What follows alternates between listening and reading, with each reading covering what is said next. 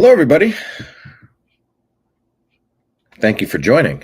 Broadcasting to you live from the Orion spiral arm of the Milky Way galaxy, the solar system, planet Earth, North America, the United States of America, somewhere in between two formerly tariffed nations.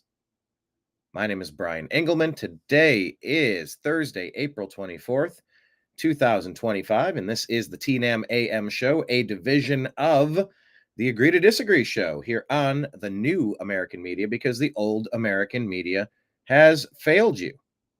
On today's show, we're going to discuss what Crossfire Hurricane is teaching us. What do we know about Crossfire Hurricane? What do we know about the raid on Lago? What do we know about Hillary Clinton framing President Trump? What do we know about the deep state? And like David says here in the comments, let me put the comments up on the board. Any arrests yet? LOL. It's a running conversation point. I can't tell if we're streaming on the new American media. I am trying to view it, but it's not letting me today. So I don't know if we are live. I think we are on Rumble. However you're watching today, please hit like, please hit subscribe. Yeah, the new American media, it usually shows that it's streaming. Is it streaming? Yeah, it says it's streaming, but I can't view it. Anyway, hit like, hit subscribe. We're going to talk about the arrests that are coming. Are the Clintons in trouble? What is going on with Dick Durbin? And Steve Bannon has a message for everyone screaming about the arrests. David, you might like today's show.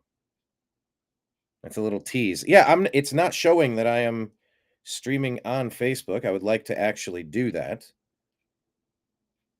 Trying to find out if we are. There, the new American media. It's just showing green. It doesn't show that we are streaming. Now I'm switching to the new American media. Why am I doing this? Now it shows that we're live. All right, I'll take it. Click into the show. It's just showing green. It doesn't show that we are streaming.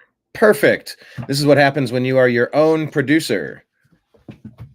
So let's jump into the news stories, shall we? At the bottom of the screen, I'll tell you these are the places to follow the new American media. Instagram, Facebook, Truth Social, Rumble, Odyssey, Twitch, Kick, DLive, and YouTube. Search the new American media. We're on Telegram and Signal at TNAM and TNAM Chat. And our podcast is the Agree to Disagree show. That's what you get on Spotify and Apple. So TNAM AM Show is just a division of the Agree to Disagree show. I was thinking maybe change the format. A couple months ago, I started doing daily shows, solo. Kind of a cornerstone of the new American media and the Agree to Disagree show has been interviewing other people. So maybe the Agree to Disagree show should be my conversations with other people, and like the TNAM AM or the TNAM PM show should be unpacking the daily news. So I'm trying a few things out, but it is still the same. There's our logo for the Agree to Disagree show up in the top right corner. Agree to Disagree, move it back to TNAM AM Show. But yeah, you can find us in those places scrolling at the bottom of the screen. And of course, on X at American_media_. Everybody who's on YouTube, please start a Rumble account and please follow us over there. Yes, I know it's glitchy. Yes, I'm well aware that it's not a superior product, but I just assume that YouTube is not going to let me on tomorrow. So you'll lose me forever in case you only have a connection with us on one platform. So make sure you're in all the spots. All right, let's go to our Instagram feed for the new American media. That's loading. Okay, thinking, loading. There we go. And our stories. Perfect. Let's get to it. Share that screen. By the way, however you're watching, please hit like, please hit subscribe. The one thing I want to mention is that, hang on, let me switch this view. There we go. Obviously wearing my Cleveland Browns gear. Cleveland undefeated during the years that we were stolen, 96 to 98. Blah. Terrible. We did a show yesterday, strictly football. Actually, let me see if I can get that logo. I should be able to do that. Yep, here we go. We did an episode of Strictly Football. Oh, why is that? Oh, that's in the corner. I want it as an overlay. All right, we'll do it like that. We did our NFL draft preview show. I do a show with Mike Barra, and we had Jim Mitchell, and we had a couple of great guests jumping in. It was pretty cool. So check out that show, Strictly Football. We do a mock draft of the first 2 rounds. It was a lot of fun, and we're going to be going live today. So we'll be back live, I don't know, 8 o'clock, 7 or 8 o'clock, and we'll be streaming for the NFL draft, because I also do the Unhappy Hour sports show as well. There's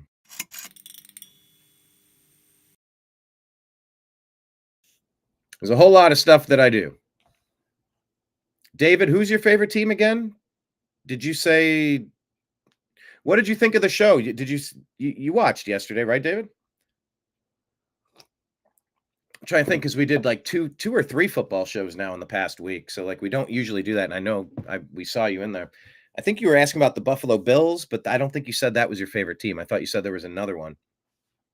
You're up there in Ontario. They keep trying to move the Buffalo Bills into Windsor, it seems, moving them across into Canada, but I doubt it's going to happen. Buffalo fans are pretty cool. Anyway, all right, let's jump into the show. Here's what happened yesterday. Let's go ahead and expand on this. This is a climate activist arrested by Secret Service after vandalizing the Trump Tower placard with chalk spray paint. Volume. Hey guys, got me. What do you got me? Leave? Yeah. Leave that? Why come in and just break Don't touch him. Don't touch him. Do not touch him. You want me to drop this? You drop it.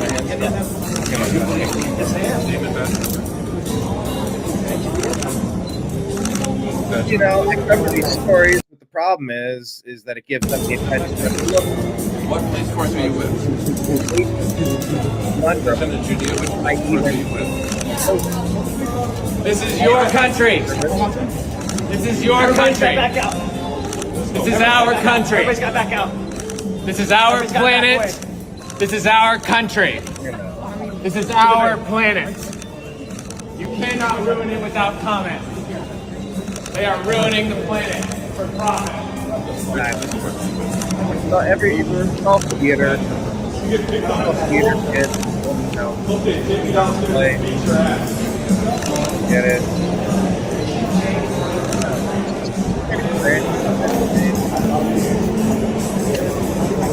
But I love that there's music in the background, and they might get flagged by YouTube, so future generations will never know this happened because there was innocuous music in the background. Instead of what YouTube should do is just put a little link over the top of a video and say music playing in the background, and put the link to the music. Like, hey, if you like that song, buy the song. You don't need to like limit the reach of the distribution of that video. That's ridiculous. This is a current event where music happens to be playing. That's very different from trying to use somebody's work unauthorized in a commercial project. That is such a different story. And there has got to be a way for a media company, a social media company like YouTube, to figure that out. It is a very frustrating component. My understanding is that it's a very frustrating component of having three thoughts in my head at the same time, of covering the news and running into these situations over and over. And it's been known by activists and domestic terrorists, let's kind of say it what it is, to play music while they're doing something that they don't want to be filmed, so that if it's uploaded, it will get removed from the internet because of copyright. That's a current event manipulation right there. And YouTube's either going right along with it or too stupid to know the difference. I don't know what's more egregious of a crime. Anyway. So it just more dorky theater kids doing dorky theater stuff. DC Drano here says, change the aspect ratio. Oh, David there. Thank you. What are you saying? The show was entertaining. Good. Glad you liked it. And yeah, a new stadium in Buffalo now. That'll lock them in for a while. That'll lock them in for quite a while. All right, DC Drano here saying that when Tesla vandals are caught and not charged, it sends a message. When a black kid stabs an unarmed white kid in the heart and is let out on low bail, it sends a message. The message is that these things won't be punished severely. It tells people there is a green light. And I'm going to type flee blue cities, flee blue states.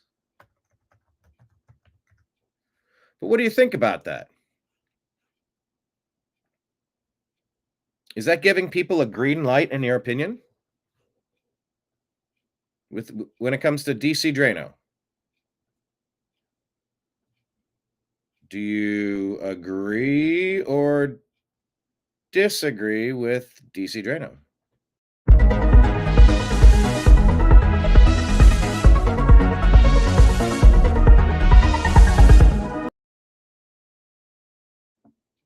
I'm going to agree. Yeah, anything not punished, it's giving a sanction to. David, it's like we say on the show all the time, where are the arrests? Where are the indictments? And we're going to get to that coming up when we scroll through our X feed. We got a Steve Bannon clip. We have a couple of updates, some Dick Durbin news, all sorts of stories to get to. But yeah, if you're not going to hold people accountable for their actions, then you're saying, hey, do more of that stuff. We saw it during the 2020 Summer of Love, the riots that lit America on fire, fanned by the flames of the lying legacy media, the Democrat Party, the deep state. Yeah, they were all in on it. Miss Muckraker does a very good job putting news together each day. Does kind of like a daily drop. So let's buzz through a few of these. Trump administration says Russia and Ukraine must agree to the deal or the U.S. will walk away. Yeah, I think it does not seem like Zelensky wants peace. It does not seem like Zelensky thinks, well, some speculation says that Zelensky doesn't know how to exit this war. He can't pull out. He's stuck. Aren't there mates? Aren't there like mating scenarios where like a male fish or a female fish, and when they copulate, like if they try to remove it will end their lives? Isn't that like the male bee? So this guy Zelensky doesn't know how to pull out, is what I'm getting at. He doesn't know how to stop the war, because the thought is that there's been so much money that's passed through there. There's been so much money laundering. There's been so much criminality. The allegations are that when it comes out what he's eyeballs deep in, he's not going to survive. So they have to just keep it going, and he's just stuck.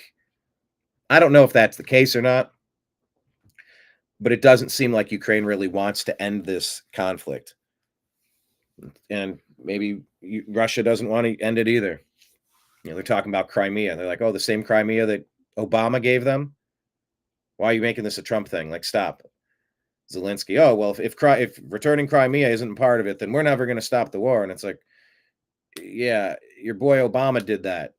Remember the one that was pushing for this when he installed you in that coup when you overthrew your country in 2014? Remember that? You remember that, Mr. Zelensky? So it's a weird scenario. You see that Susan Rice has been probably steering the shadow presidency. Not surprising. Victoria Nuland, Biden, Hunter Biden, Burisma, all that Ukrainian stuff is just a mess. And until people are actually indicted for giving 10% off the top to the big guy and money laundering and bribery and selling America out and treason, all the stuff that appears to be completely obvious, until there's some sort of repercussion, you're just going,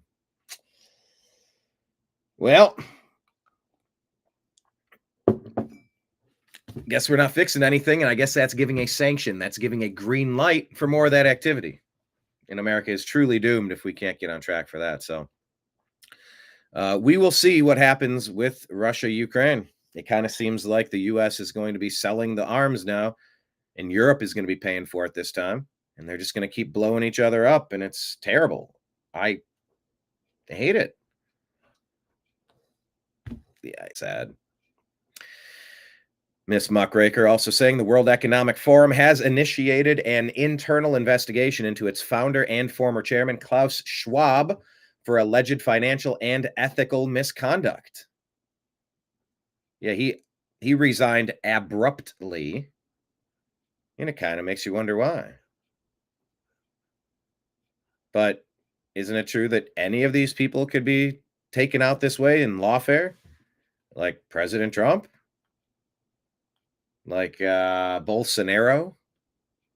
Like who's the other European dude? No, not Erdogan.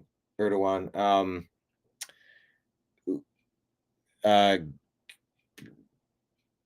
The other European leader that they're trying to take out right now.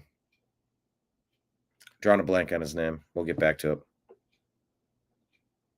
But it's not one European leader. It's a bunch of people all over the place. If you go against the treasonous activities to like make your country weak, dilute your national identity to become sort of just this gelatinous goo of gruel, just something without form or function or flavor or texture or identity. It's just a big ball of Play-Doh. It's just nothingness. It's just a complete erasure of societal personality. So yeah, it's really weird. Anybody standing up, I mean, they get the globalists going after them. The ones that want to take everything from everyone and just destroy your way of life. No thanks. So yeah, I mean, like Eric Adams, they went after him because he wasn't fully on board with the immigration invasion, the invasion of his city. Why would anyone be for that? Of course you're against that. So they went after Eric Adams, tried to lock him up, tried to ruin his life. You know, it's very punitive. It's very sad. Like there are things we should be focusing our energy on building and repairing, like fixing Maui, fixing East Palestine, Ohio, fixing the Pacific Palisades, fixing Western North Carolina from Hurricane Helene, you know, getting a semblance of a border wall so that you can kind of run your nightclub appropriately. You can't run a nightclub without checking IDs and taking your cover charge. You know, I was having this conversation about President Trump and should we be excited for his first 3 months or disappointed and things are taking too long and where are the arrests and, you know, civil liberties. And if there's just one Kilmar Abrego Garcia, I say we shut down all the deportations because doggone it, if there's one innocent person that gets wrapped up in it, you should never do anything ever. It's like, that is the libertarian thing that says, I'm going to vote for Chase Oliver. He's the, you know, the Libertarian Party gets things right. Yeah, well, they have no chance of power. So what's the next one that you can get like 30 victories instead of 0? No, I would rather have 0. You'd rather have 0. And so that's where we're at. We're at a standstill now because Obama, Biden, Harris, Deep State, they let Mayorkas, Garland, they let in 30 million illegal aliens. Maybe Manchurian candidates. These are fighting-aged men, male fighting-aged men from China, from Afghanistan, from places that are very openly hostile to the United States. Active war sites. Ukraine. I mean, we had a Ukrainian-connected guy take a shot at President Trump on the golf course. This isn't about color. This isn't about nation. This isn't about language. This isn't about religion. This is about all of the things, all of the question marks of what's coming in and for what purpose. Who is coming in and for what reason? We don't owe the right to anyone to open the door. And actually, I'd have a really bad story about that from out of Ohio. Actually, I don't know if that's in the stack. I'm gonna put that in the stack real quick. Just awful. Oh, that guy was in Ohio? Well, anyway, I can't find the. So yeah, Klaus Schwab, I mean, he looks like a supervillain. He acts like a supervillain, like out of a Dr. Evil, out of one of the Austin Powers movies or something. But World Economic, they're saying he spent money on travel that wasn't, he claimed business expenses for travel and, used fund money on himself. And it's like, you have organizational funds, you use things for things. That's that's getting Al Capone on tax evasion. That is so much less relevant compared to the things that they've been up to and what they've been pushing. Like, it's just silly where you focus.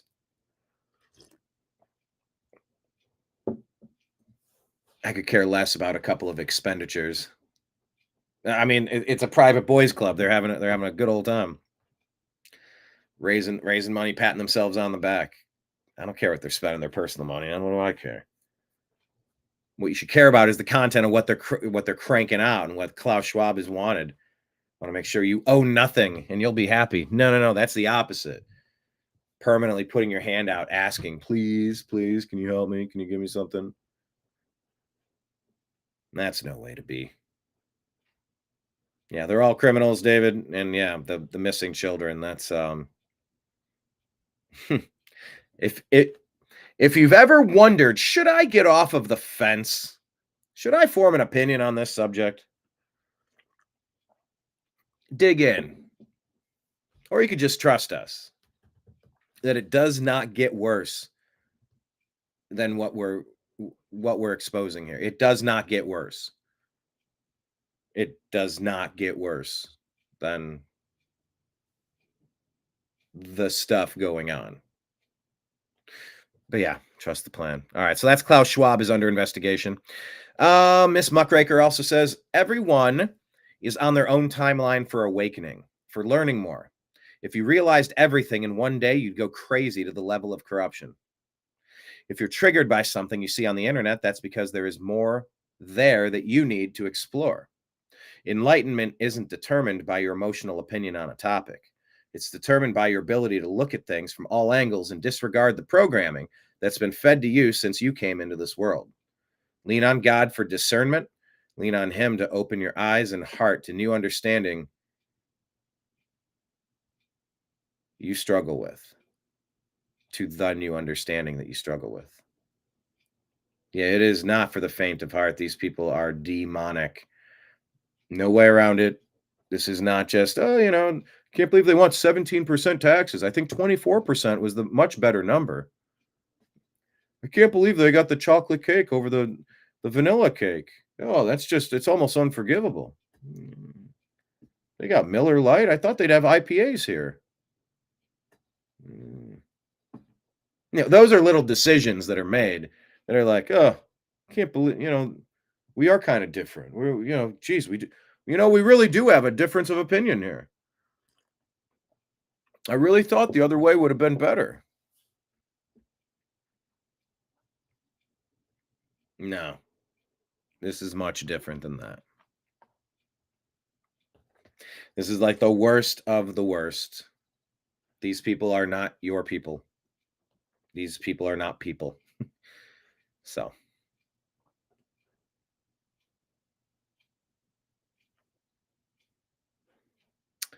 Here's a medical one. Do I even get into it? No. But this person is saying, I have my kid's pediatrician, And they want me to worry about something about STDs? Huh.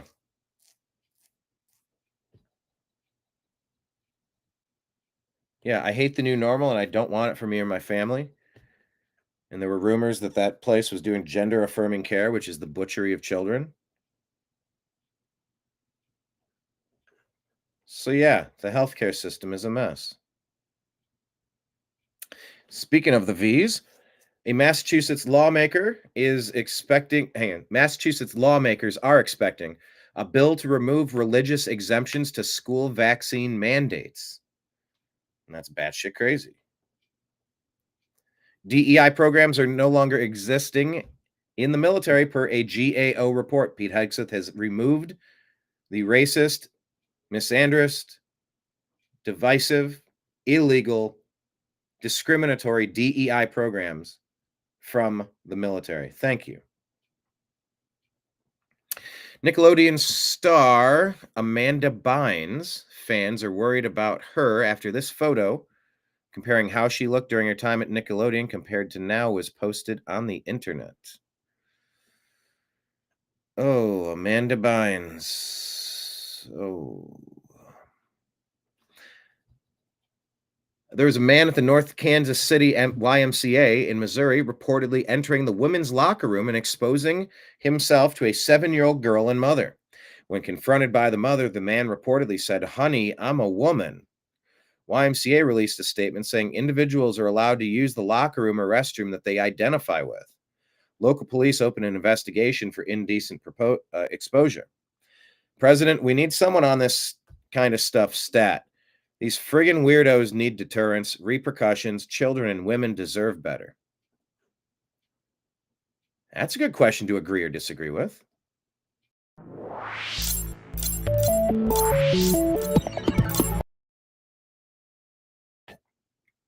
In the comments section, by the way, however you're watching, hit like, hit subscribe, please. In the comments section, do you agree or disagree with that the end of that statement there? We need someone on these issues immediately about identifying with restrooms and locker rooms. These people need deterrence, they need repercussions, and the children and women of America deserve better than being exposed to this type of stuff. Do you agree with that? Is there anyone out there that disagrees with that?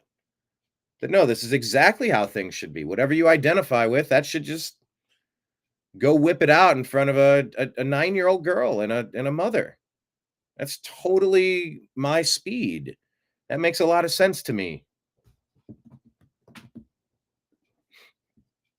Agree or disagree with that? No, I'm going to go ahead and agree. Our children and women deserve better. Experiments to dim the sunlight in an effort to fight global warming will be given the green light by the UK government within weeks, according to the Telegraph. No, you don't. No, you don't. David agrees. Get on it. Yeah, let's restore our girls' rights to a little bit of privacy when they're in their most vulnerable state. Yeah, I agree completely. But yeah, according to the Telegraph, the UK wants to dim the sun like Mr. Burns. How about no? Stop spraying shit in the air. We all have to breathe it. We all have to breathe it. Yes, Keith, I'm going to be going live tonight. We're going to be going live tonight for the Unhappy Hour sports show. Yeah, we'll be live for the draft. You should join us. Send me a text, and I'll send you the link to the show. Yeah, when I'm done with this one, I'll put it together. Maybe we'll go live at 7. So I mean, since the Browns draft so early, like we're gonna want a little bit of time to get going. Yeah, let's plan on 7. Yeah, shoot me a text if you guys want to get in on it. But yeah, I'm against spraying shit in the sky and blotting out the sun because of global warming. I'm good. Thank you. I'm gonna pass. Representative Marjorie Taylor Greene. And hello, Keith, by the way. Thanks for joining. MTG says we have a judicial coup that's happening in this country with rogue judges protecting criminal illegal aliens and cartel members instead of defending the sovereignty of America and upholding our Constitution. Congress has the ability to stop this with impeachment and other measures. Failure to take action is allowing the judicial coup to continue and infuriating Americans who voted for President Trump. Once again, this is failure to take action.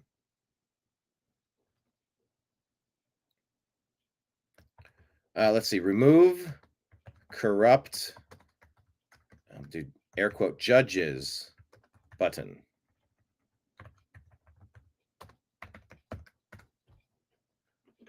Yeah, we have activists masquerading as judges. Continuing on the immigration concept, here's David Harris Jr. sharing this from Fox News with Tom Homan. Yesterday, the president said this, and I quote, "We cannot give everyone a trial because to do so would take, without exaggeration, 200 years. Now, the court has said that those subject to the statute needed to be given the opportunity to challenge their removal. To me, I interpret that as a sense of..." Does anyone else pick up on Bill Hemmer, the weakness in Bill Hemmer's voice? It's very strained speaking. Then again, I haven't watched Fox News in years. I mean, he used to be the young guy, but they're both getting older now. But I can hear it in his voice. I don't mean it in like a derogatory way. Just the I don't know, the volume of his lung capacity. Like it's just he sounds really weak. Anyway, he's asking about would this completely shut down our legal system? Due process. How do you interpret that? I think due process was given, like the Maryland father, the MS-13 terrorist that was removed. He had due process. He was ordered removed by 2 different immigration judges. But here's what they're doing. Here's the plan. The Biden administration overwhelmed the system. 10.5 million people came to the border. They know it's going to take years to get through the court docket. By then, they're hoping there's another Democratic administration in. They'll have U.S. citizen children. Then all of a sudden, nobody wants them removed. We're spoiling their plans to have future Democratic voters. We're spoiling their plans to have future Democrat voters. Did you hear that part right there? We're spoiling their plan to have future Democratic voters. All right, there's a good agree to disagree question. Do you agree or disagree?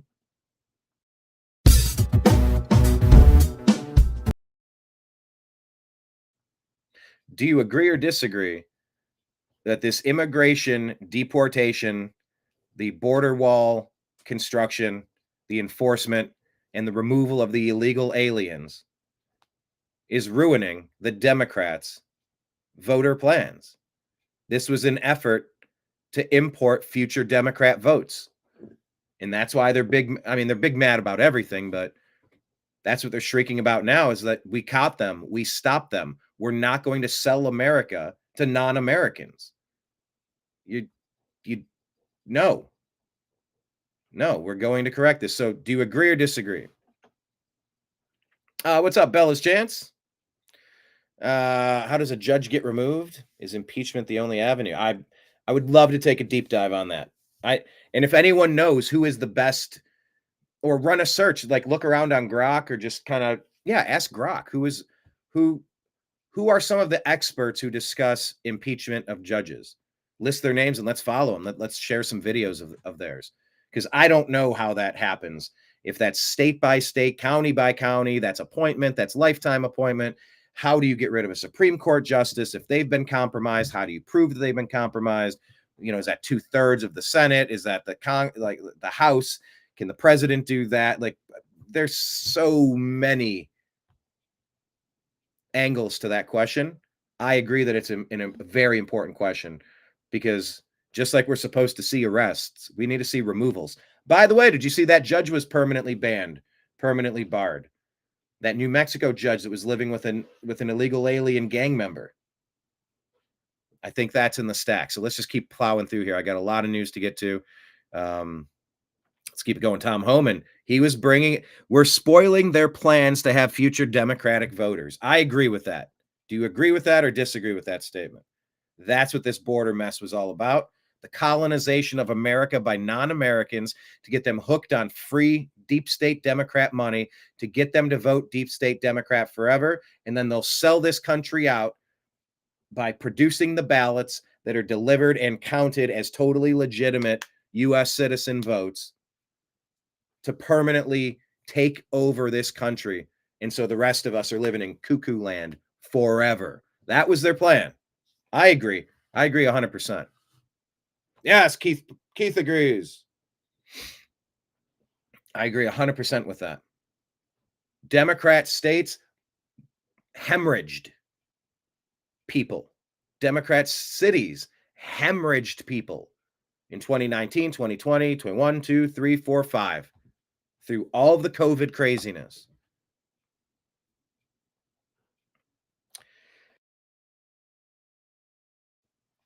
I hit mute just in time. That was the COVID craziness. So Los Angeles, San Francisco, New York, Chicago, all these big blue cities. Because, hey, if you can control a big blue city that's blue enough, maybe we can dominate the entire state. So if we can just corrupt one city, we run the whole state. Aha! Let's focus on now. All of the common sense people who understand logic fled these crazy backward blue cities that will not arrest repeat offenders, that allow violent attacks on your citizens, that give free money to non-Americans, to take and divert money from FEMA over to giving money to non-Americans while they have to rebuild everywhere. Like I said, East Palestine, Ohio, Maui, Hawaii, Pacific Palisades, Los Angeles, California, and Western North Carolina, Hurricane Helene. Funds are being redirected and diverted. It's a shell game. And they've been screwing us. Every time it moves, someone takes 10% and passes it along.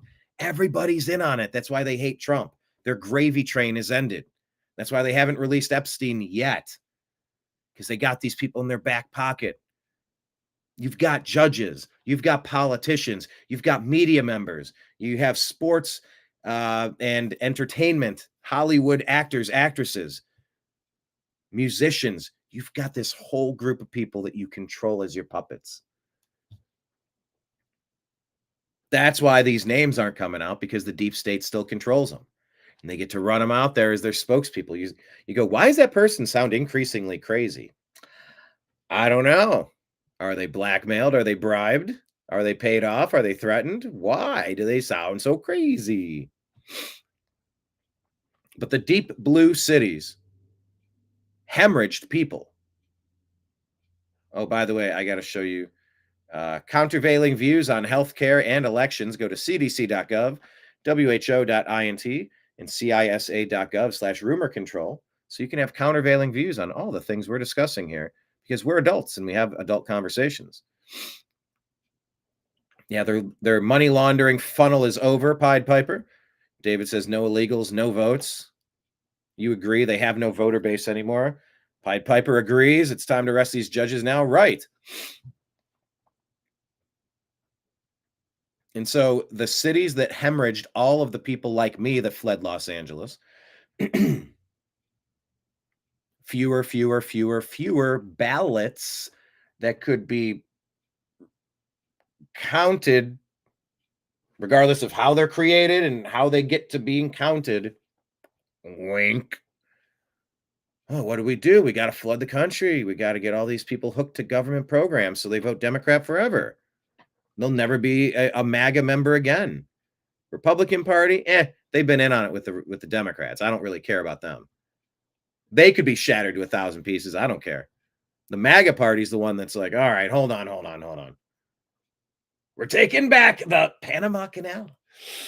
We built it. We're going to keep it. They said, sir, why not just let the Chinese, let them have it? I said, I won't do it. I cannot do that. I advised President Trump that it would be helpful for our nation's health and human services that we take care of the Panama Canal. Just kind of recalibrating things to make sense. Yes, we built the Panama Canal. Of course, we should be running it. Yes, we maintain a border. Of course, we need to enforce it. Yes, if your cities are overrun by criminal activity, you arrest those people and put them away.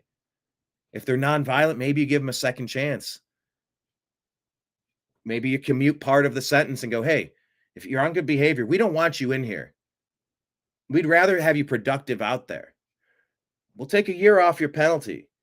But if you come back, you're getting that year plus. You know, and the violent, crazy people that just don't get it, you keep them away forever. The ones that cannot stop harassing the residents of their communities. I've lived through it. No, the sane people don't want to live in a big blue city where they're not going to prosecute the criminals that are spray painting your buildings, that are setting cars on fire, that are breaking into mailboxes, that are breaking into laundry rooms, that are breaking your laundry machines to steal the quarters, that are stealing the electricity out of your property, breaking through locks, getting into home invasions, getting into assaults in the laundry rooms, abusing a woman within an inch of her life around Christmas. It's the same couple of bad people causing 95% of the problems. And if you arrest those people when things happen, the problems don't continue. But the blue cities don't care about that for some reason. So the smart people fled, and they're like, well, who can we rule over as overlords, kings and queens? Let's rule over illegal aliens that aren't supposed to be here. They're not allowed to be here. We'll give them some money somehow. Maybe these magic credit cards that never run out of money, or debit cards, ATM cards, I don't know, whatever. They gave them magic cards that never ran out of money. And then they'll owe us forever. And then we'll find a way, I don't know, pathway to citizenship. Remember when Biden was out there, all the Democrats were lying to you saying, oh, come on, man. This is going to be Donald Trump's border mess. If he wants to pass comprehensive border legislation, then we'll, you know the thing. This is on Trump. It's not on you. It's not on me. It's on Trump. And that's what they told you. And it's like, no, it turns out all you needed was a real president. You shut that thing down, 95%, 97%. Shut off because it's common sense. No more illegal crossing. Stop it. Patrol it. Guard it. Protect it. Enforce it. Send the sneakers back out. You snuck in. You got to go back out. You want to come back in? Go to the back of the line. Come in the front door. Don't sneak in again. That's common sense. But they said, oh, the reason is because they're not passing comprehensive border immigration. What is it? Comprehensive, like a citizenship. What were they calling that? Like an amnesty plan or something. That's their goal. They just keep flooding, and just wave a wand and make them all legal. Aha! Now we got 30 million more Democrats. We'll never lose another election again. How about no? So yeah, I agree with Tom Homan. And through a census, have control of the House. Through a census vote, Democratic sanctuary cities get more seats in the House. This is their plan. That's why they overwhelmed the system. That's why they didn't detain them. And by the way, they're supposed to redistrict some stuff. And with the census coming up, can we run a census? Actually, when is the next census scheduled? Let me ask this. When is the next census scheduled, USA? Because I heard even though like you have to do it every 10 years, you could do it earlier. And if you take out the illegal aliens, you're going to redistrict all of Congress. The Democrats are going to lose a lot of pretend power. Next U.S. Census scheduled 2030. April 1 of 2030. When they detain them, they get a hearing in 35 days. They released them. Now it's going to take 5 to 7 years. They're going to keep playing this game. Yeah, they caught these people and they just dumped them inside the country. And most of them never go to the hearings. They just disappear into the country. That's treason. The immigration courts through appeal after appeal after appeal, district judge to slow us down, because their hopes is they'll gain power again, then they can warrant amnesty to 10 million illegal aliens that are released in this country illegally. That is their plan, and we're trying to remove these public safety threats and national security threats as quick as possible. They're putting every roadblock imaginable in front of us to prevent us from doing that. Yes. So that's the situation we face. Here's But if you want countervailing views, listen to CNN. They totally don't hate America. Here's a breaking news. We live in a racist, sexist, homophobic, Islamophobic, anti-Semitic country. Everything they're doing runs against making America great. Well, it was never great, so I'm not going to say the again part, but making America great. Kicking off the Independence Day weekend, President Trump will be at Mount Rushmore, where he'll be standing in front of a monument of 2 slave owners and on land wrestled away from Native Americans, told that... Wow. Be focusing on the effort to, quote, tear down our country's history. They strongly believe, these human smugglers, that this is their chance to enter the United States. This is their chance at the American dream. That's why they risk everything, only to find out that it's all a lie. And when we got our freedom, our quote unquote freedom, we were never quote unquote freedom. restored whole, which is why you hear about reparations. So until the United States atones for that and makes good on that, we're still living in a racist country. Here's a breaking news. So there, get your news from CNN. He's being All right. Let's listen to Carolyn Wren talk about Besant, how he's dealing with China. smart in how he's approaching China, I think, and with his words too. He's being strong against them, but also recognizing that, to be aware, China's been preparing for this trade war for 10 years. I mean, they've been restructuring their entire economy in preparation for this. And so as we head to the table right now to negotiate with 170 countries in 90 days, we need to be mindful of the fact that, like, China has been hedging their bets and preparing for this, and they're even to where they threaten retaliation against anybody. It's of look, course. 170 countries are important, but there are 15 that matter. Yeah. And the top 5 are East Asian. Right. It matters because the EU is going to do what we browbeat them into doing.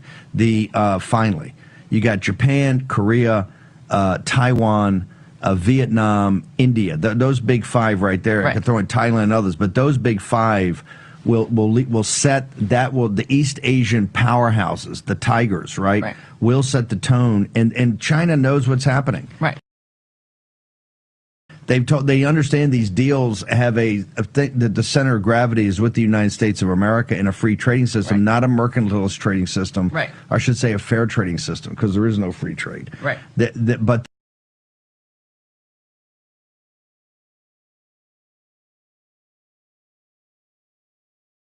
the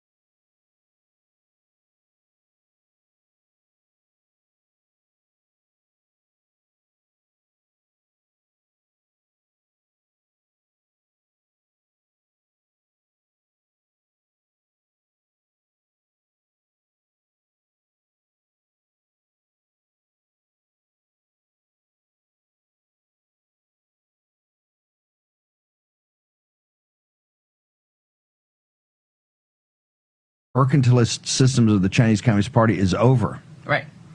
Yeah, and I think also their economy is based off of manufacturing, right? And so as we move into this new AI world, which is going to be taking over manufacturing, you have to ask yourself, what is the Chinese economy going to look like as AI begins to take over? And so they certainly have the energy there to be able to power these data farms and different things, but what are they going to do with the human capital, the people that they have? And so China is going to have to deal with that. Besant's been talking about that for a long time as well, but China always is playing a long game here. And they said this day, she's not going to jump on this. Charlie Gasparino put out there, he's playing the long game. Of course, they're at economic war with us. Yeah. You were there. What are the nations? You went around from Indonesia to Thailand to all of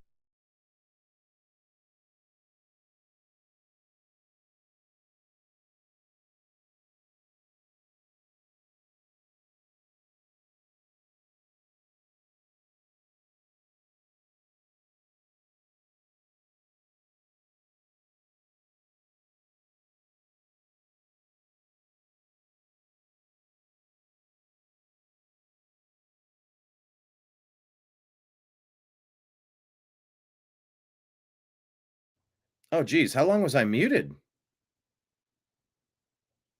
I don't even remember hitting mute. When did that mute happen? I don't even know what I'm saying.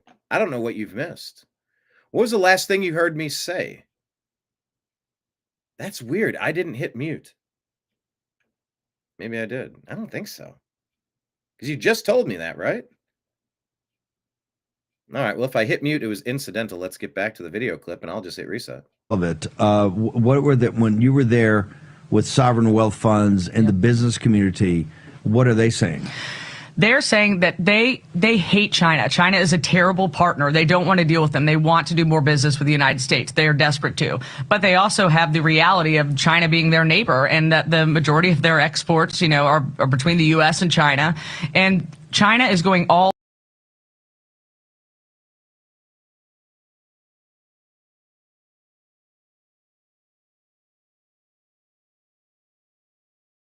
and it says right there of saying, do not do deals with the United States, do them with us. And they come in with bags and bags of cash and actually buy up all of their infrastructure in these countries. And then what happens is when you buy up all the infrastructure in the countries, you can you own those countries when you do that. Their rare earth minerals, their LNG. And so we need to be leaning in more on these communities, making sure that they know that we have their back and that they're not just going to be left to China, because China's a terrible business partner for them. He's being All right. So I guess somewhere the audio dropped out and somewhere the audio feed was breaking up. I reestablished the connection there. Is this audio any better? It should be broadcasting now. I did a reset. That was weird.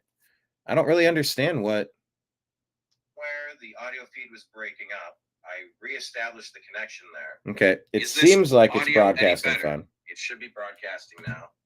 I did a reset. Muted again. I'm not muted.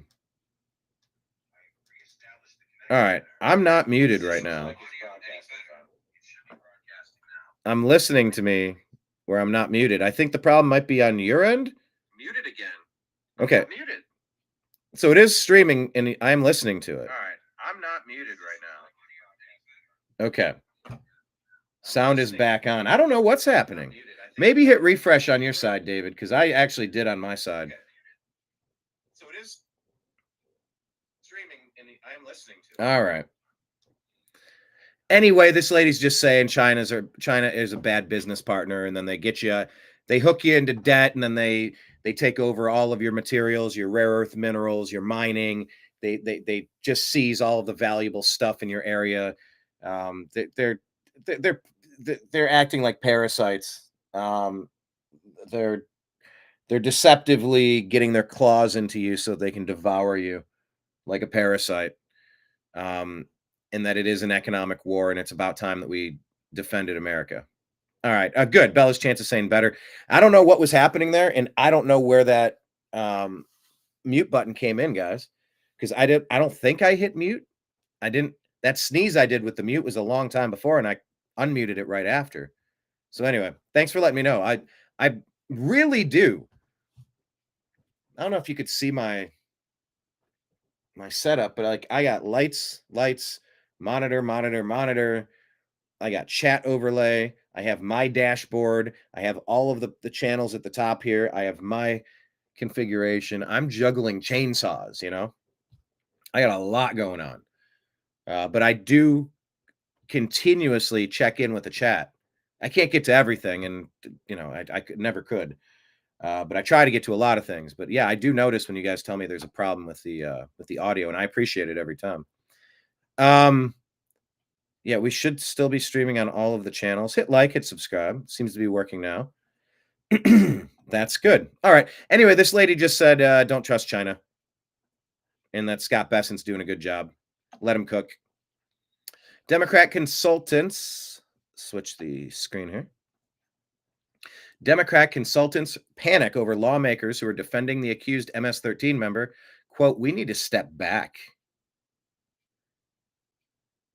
So last month, the Trump admin deported 29-year-old Kilmar Abrego Garcia, an illegal alien from El Salvador, who had been arrested in 2019 and accused by the Prince George County Police Department of being a member of the violent MS-13 gang. Federal immigration judges likewise believed Abrego Garcia was a member of MS-13 after a reliable criminal informant confirmed the illegal alien's rank within the gang. Before this arrest, Abrego Garcia's wife, this is all according to Breitbart, before this arrest, Abrego Garcia's wife accused him of domestic violence, and he was accused of being involved in a human trafficking operation in Tennessee in December 2022. My God. Senator Chris Van Hollen, Democrat, Maryland, flew to El Salvador this month and met with Abrego Garcia, while Representatives Robert Garcia, Frost, Ansari, and Dexter, called the El Salvador Four, traveled to El Salvador this week to demand the illegal aliens return to the U.S. Democrat consultants behind the scenes are panicking over the prospect that voters will side against Democrats for defending Abrego Garcia. People can't afford eggs, and you're flying to sit with someone who's accused of being in a gang? The Democrat consultant told The Hill. Democrats want to think that everyone has the same morals and values that we do, and we want to think that everybody's outraged by the same things that we are. And we want to be the ones to help people and stand up for the moral injustices. That doesn't necessarily win elections, though, and last cycle was proof positive of that. The operative continued, we need to step back and wait for someone to be deported who has a really compelling story that's devastating that average Joes get upset about. That person hasn't presented themselves yet, and Democrats are battling their better instincts and not just hop at the first sign of injustice. Over it. Bring him back and make him a senator. It'd be par for the course. Yeah, this story just will not go away. Here's a reminder to the why don't we arrest them people. By the way, he is me. I am them people. James Dunn reporting that AG Pam Bondi promised Epstein files 62 days, hyping a big February 27 drop. Instead, we got recycled documents and zero bombshells. The swamp is still hiding the truth. Where's the full release, Pam? We deserve answers now.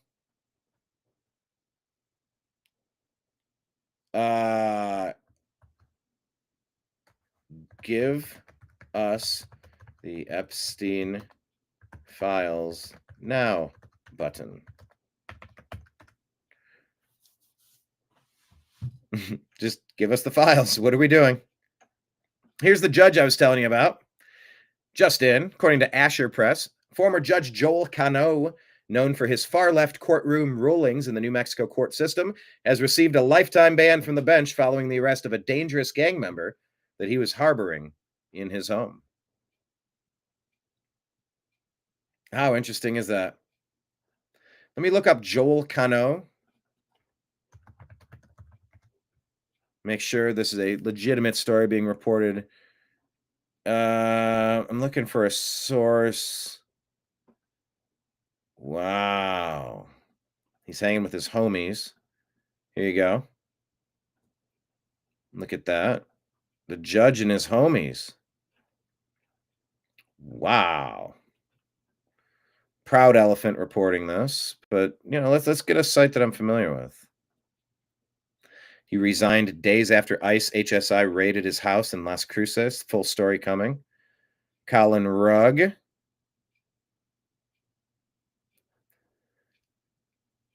They arrested Christian Ortega Lopez. It ties to Tren de Aragua. Oh my gosh. He was released. All right. According to Breitbart, authorities recovered photos from Ortega Lopez's phone of of brutalized bodies. Just destroyed humanity. He entered the country under Biden through Eagle Pass, Texas, released from a detention facility just days after entering the country due to overcrowding. It's so overcrowded, we're going to let you in. That was their answer.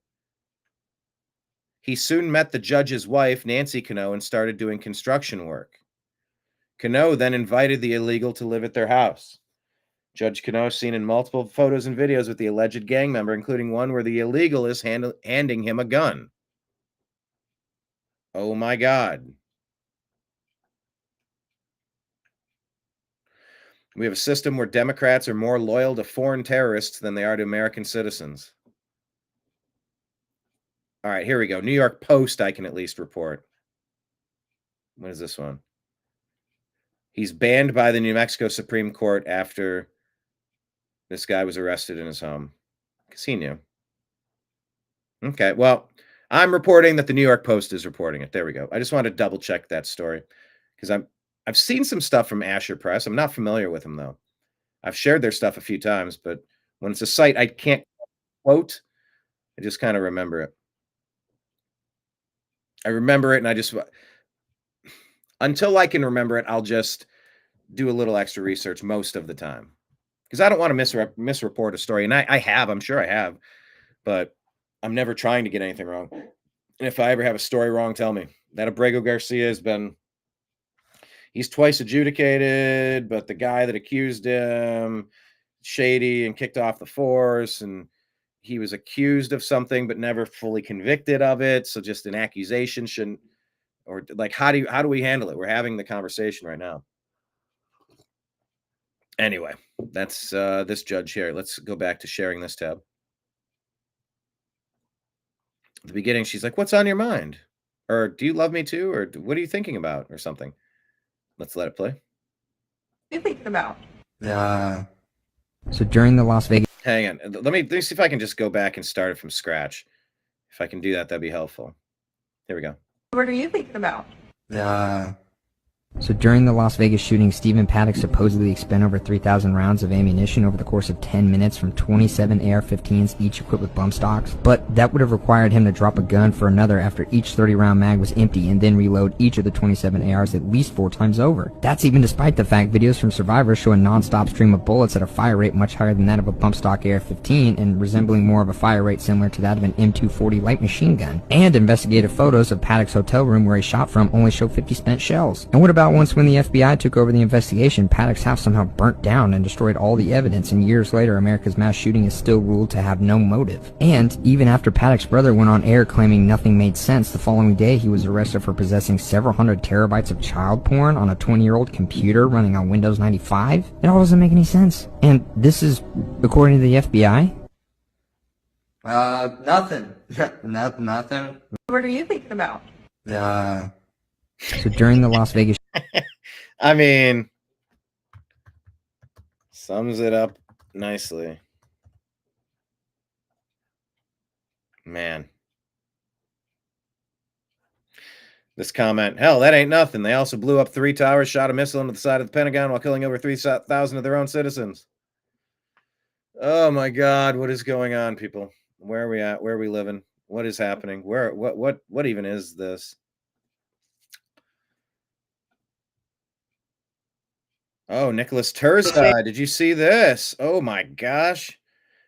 Department of Defense branch chief calls President Trump illegitimate and vows to resist him in everything he does. Claims Hegseth is insanely young, unfit to lead. Nobody I know should be the Secretary of Defense.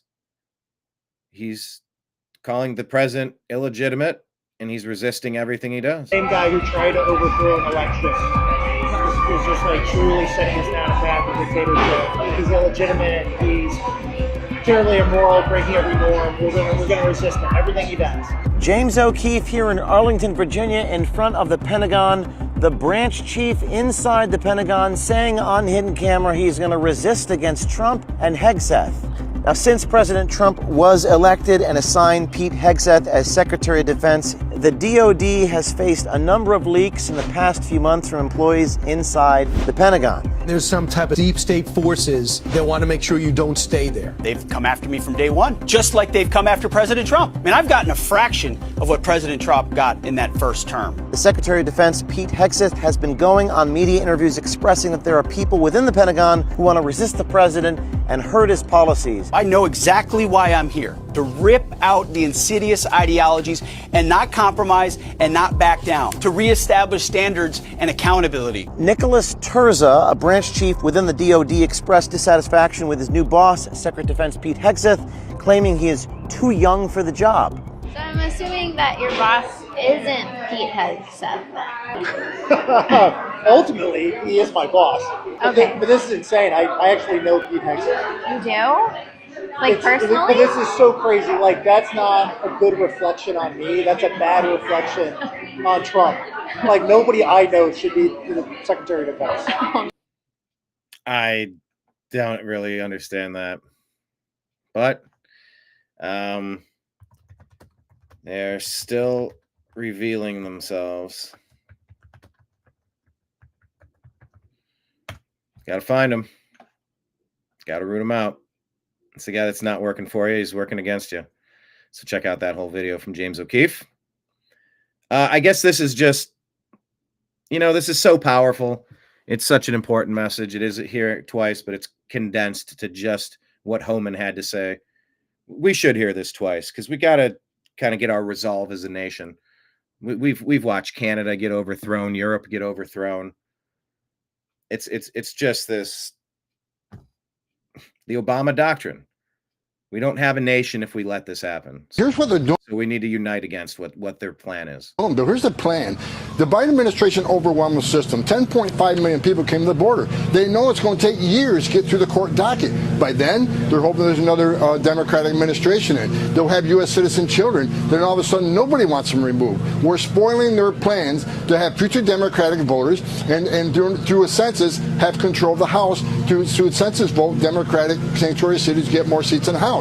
This is their plan. That's why they overwhelm the system. They're going to keep playing this game through the immigration courts, through appeal after appeal after appeal, district judge, to slow us down, because their hopes is they'll gain power again, then they can warrant amnesty to 10 million illegal aliens that are released in this country illegally. That is their plan, and we're trying to remove these public safety threats and national security threats as quick as possible.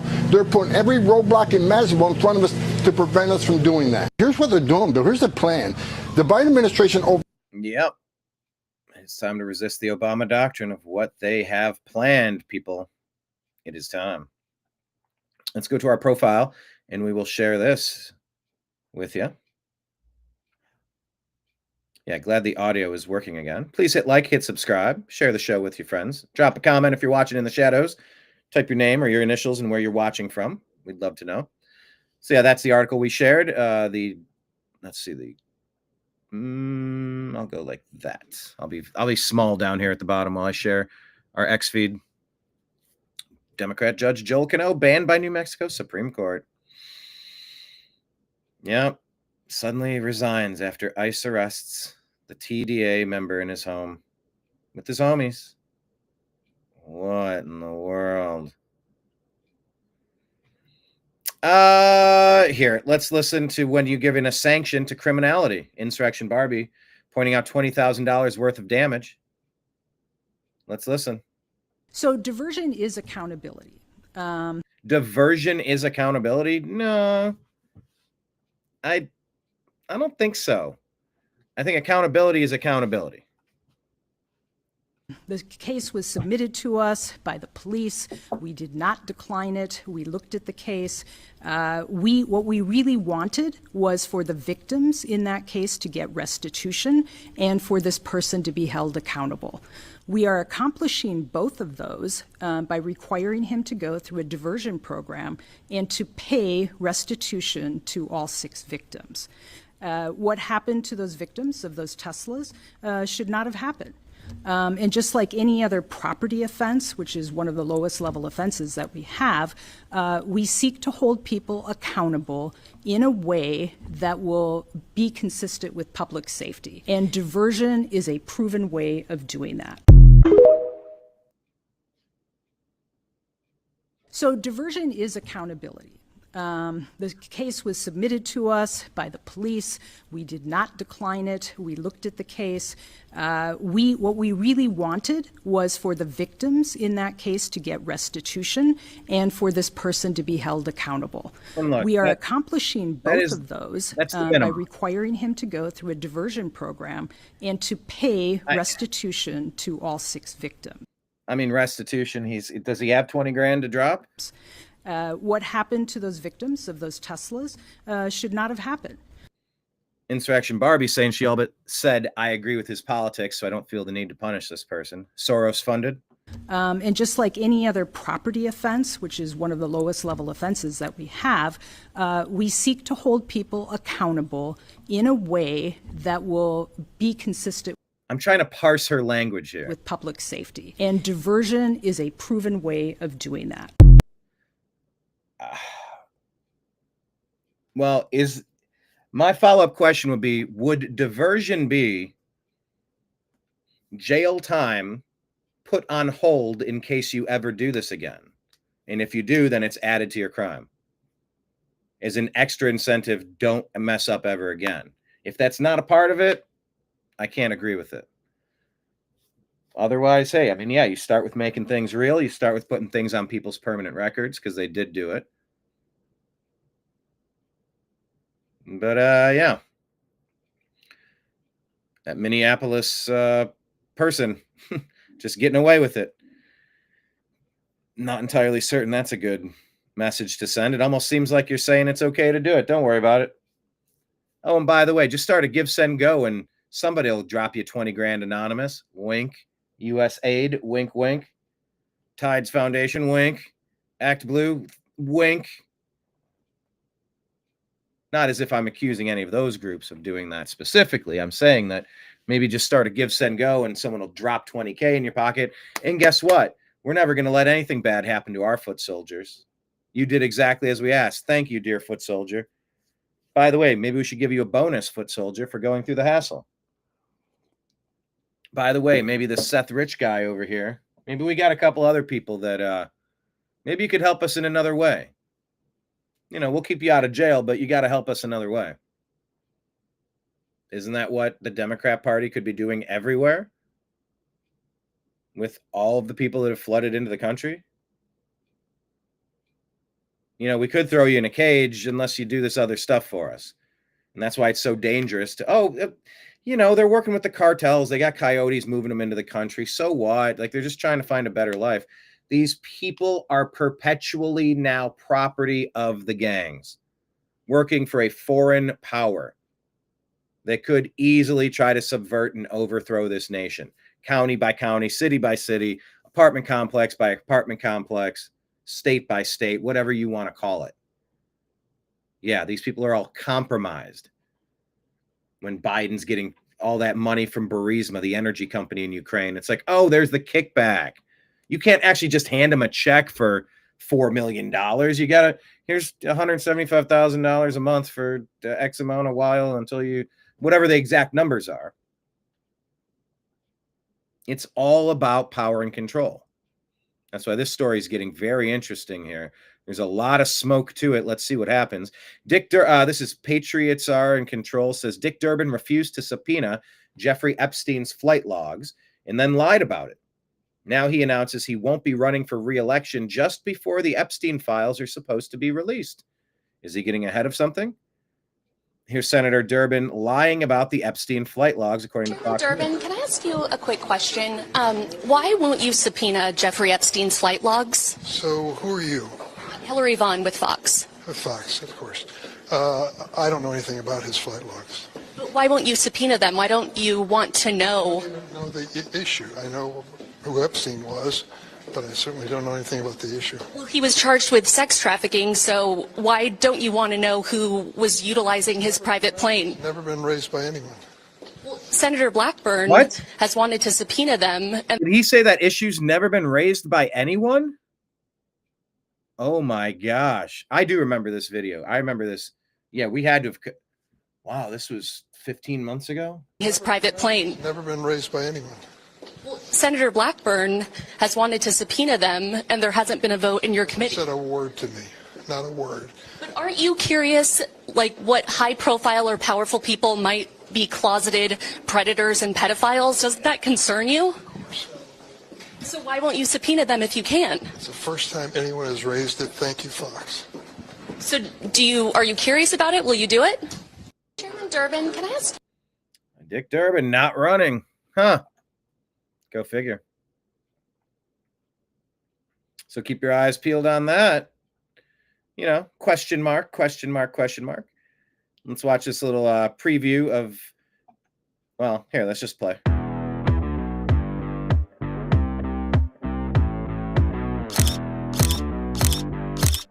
Congratulations, Mr. President. This is a Blaze promo. The golden age of America begins right now.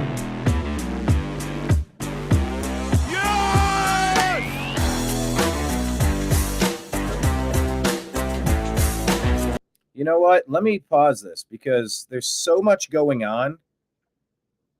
And I've been getting on some of my libertarian friends, like all they're focusing on is one or two wonky stories. And it's almost just as bad as the environmentalists that say, no, you can't get rid of the undergrowth in our forest that's a tinder box, because what about this little mouse or this little bird? No, you can't catch all of this rainwater. What about the Delta smelt? Well, yeah, you have to do the big things and you want to minimize the problems to other things. But it doesn't mean you can't go and start collecting wins that are helping 99% of people.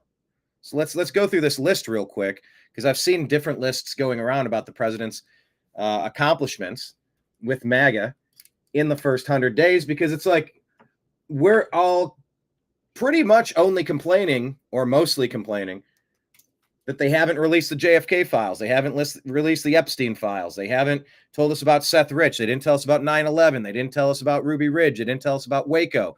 They didn't tell us about Oklahoma City. They didn't tell us about the Las Vegas shooting. They didn't tell us about COVID. They didn't tell us about all of the important stories that we've been demanding answers to forever. And it's been lie upon lie upon lie. And so when you're told, oh, no, trust us, there's a plan. Oh, yeah, don't worry. No, I caught them all. Oh, the first arrest it's going to happen. Now, in my heart of hearts, I do believe that it is coming. I do believe that it's going to happen. But I can't take it anymore. Like, it's time. There is no more, we're going to push this off and it's all going to happen on the same day. Just get the ball rolling. Get the ball rolling. Otherwise, like, it's very easy to want to take the black pill and just go, nothing's ever going to happen. We're doomed. We're doomed. And all we're asking for is like a super strong currency, so we don't have to work ourselves to death, so we can, get by and have a good experience, have a good life. That's the American dream. And that's just taken away from us by inflation, by interest. It's just, there's got to be a better way. So let's look at some of the accomplishments here and just touch on them as we go. This is the main reason why I wanted to play this. To remind our black-pilled friends, there are some victories that have been happening. Don't get too upset or downtrodden. Let's remember that there are victories. Go. Deportation flights have begun. Strong, clear message to the entire world to stop sneaking into America. CBP One app shut down. They're not transporting illegal aliens into America like cargo anymore. Trump admin reinstates the word alien over undocumented non-citizen. You're calling them what they are.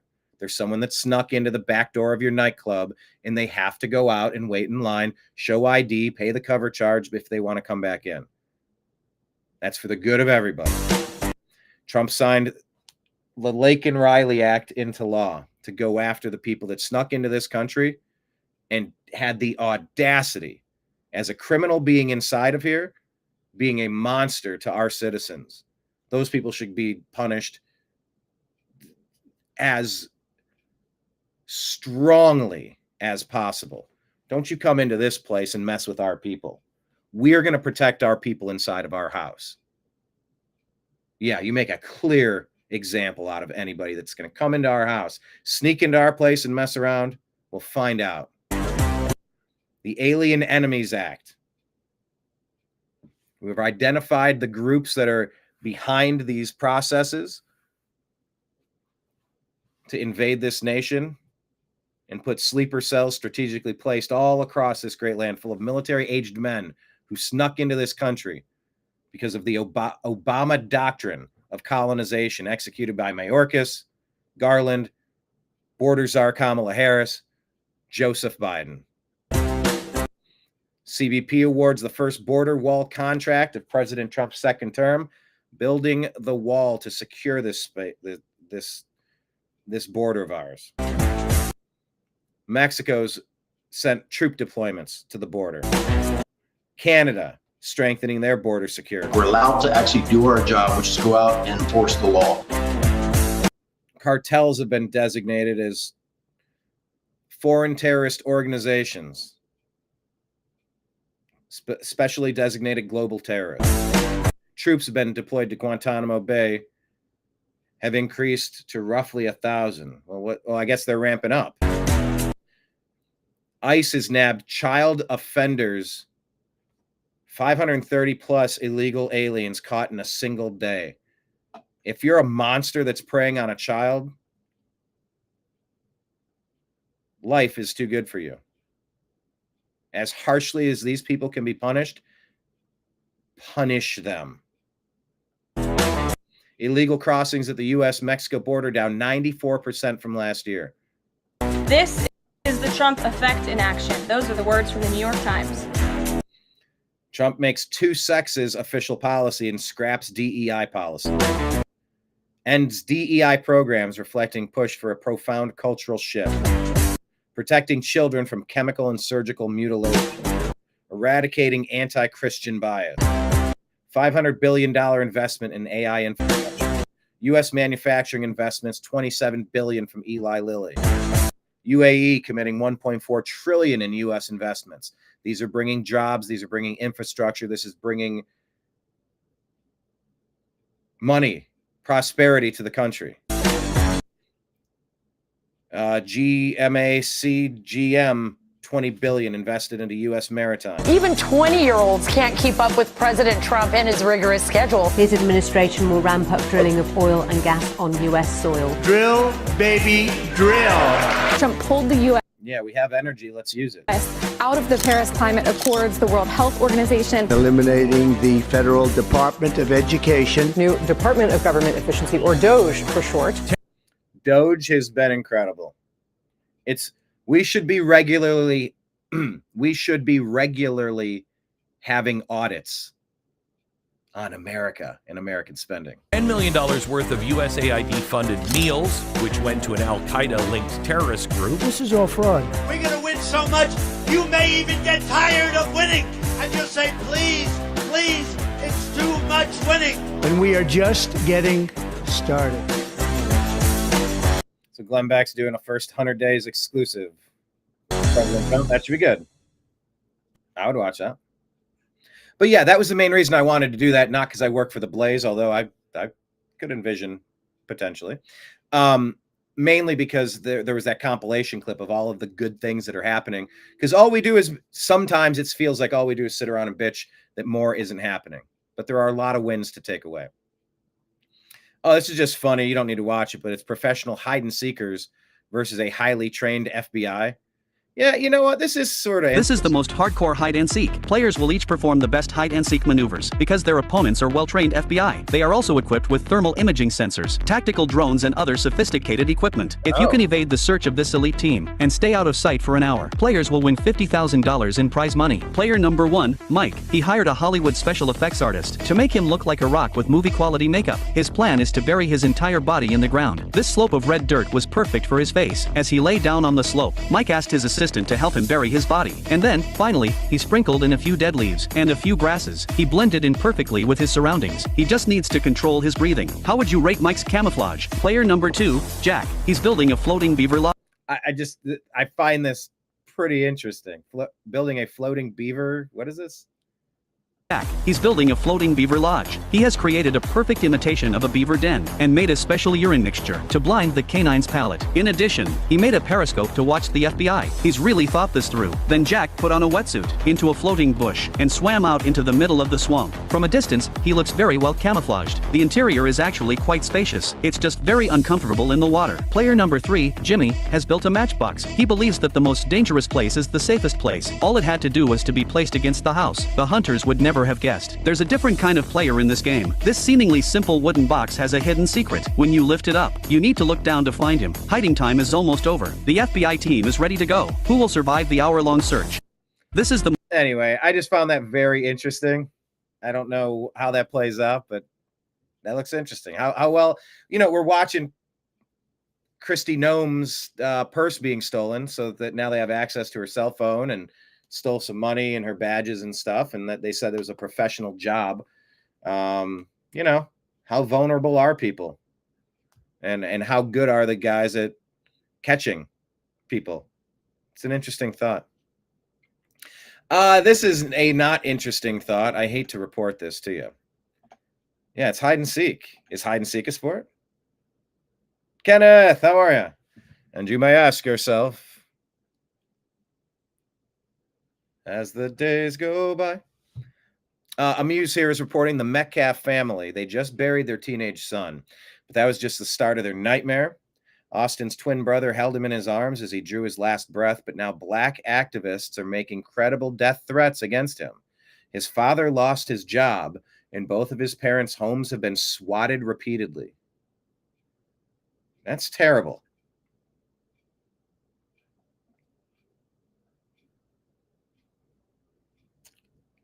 I can't even understand what's happening now.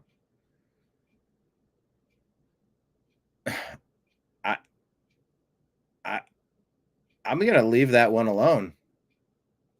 What could you say that isn't said just by the story? This twin was murdered, and now they're swatting the home of the parents, and they're giving death threats to the family who just had their member murdered. I don't know if I've ever seen anything this disgusting.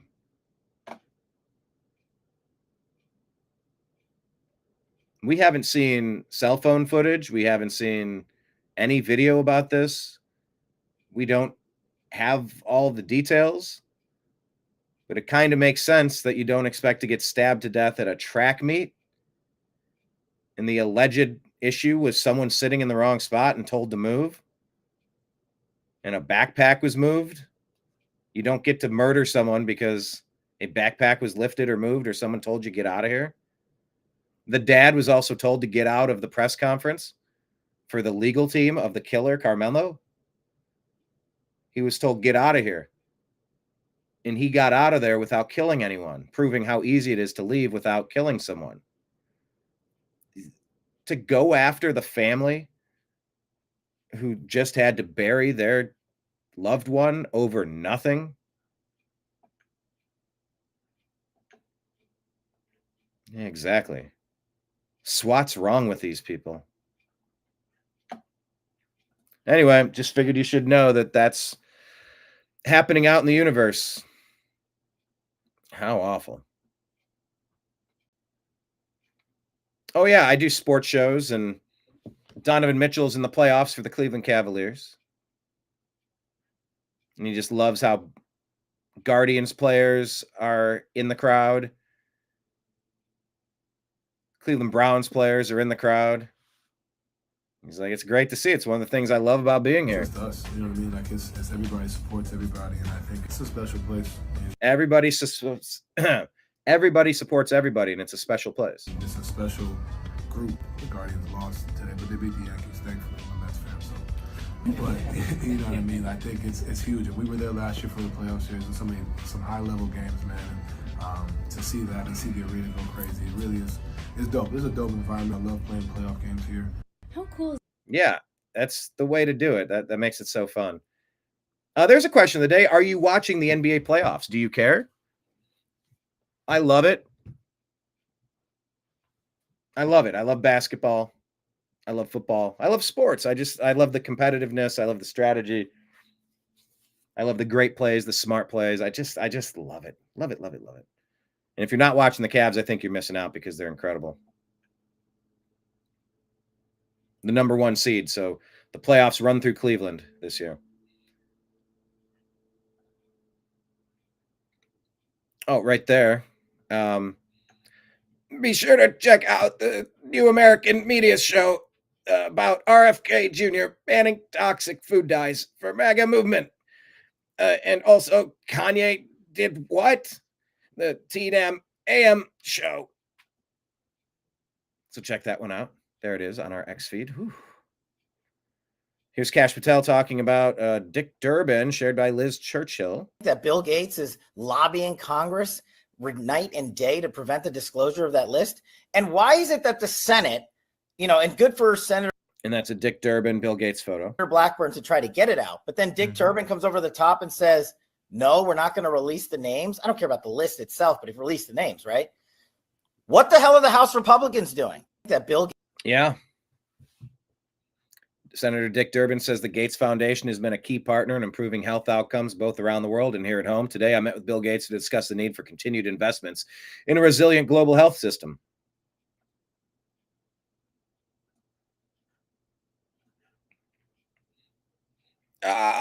I would urge Kash Patel and maybe tell Dick Durbin, maybe avoid Bill Gates when it comes to food issues and health safety. Melania Trump was asked about immigration policies. It's important to know as this subject is so important to the nation right now. But you're an immigrant. Yes. Do you ever think he's gone too far? I follow the law. I follow a law the way it's supposed to be. I never thought to stay here without papers. I had visa. I travel every few months back to the country, to Slovenia, to stamp the visa. I came back. I applied for the green card.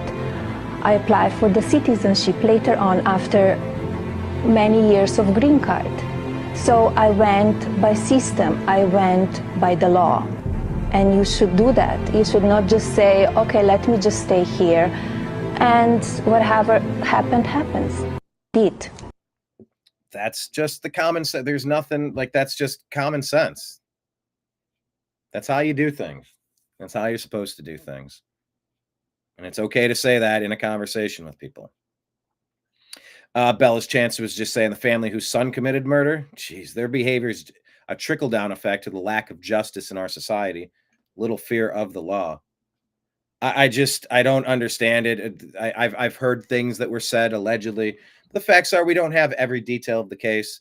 And something about how the dad instantly forgave the killer. It's like, well, it made me wonder, well, what really happened? Like, why did this escalate? What was done? What was said? What can be proved? What's hearsay, conjecture? Something about the interviews seemed, I don't know. We don't have information, but like to attack the family of the deceased, nobody has information that could give somebody the authority and the wisdom needed to go after a grieving family. That's just absolutely insanity.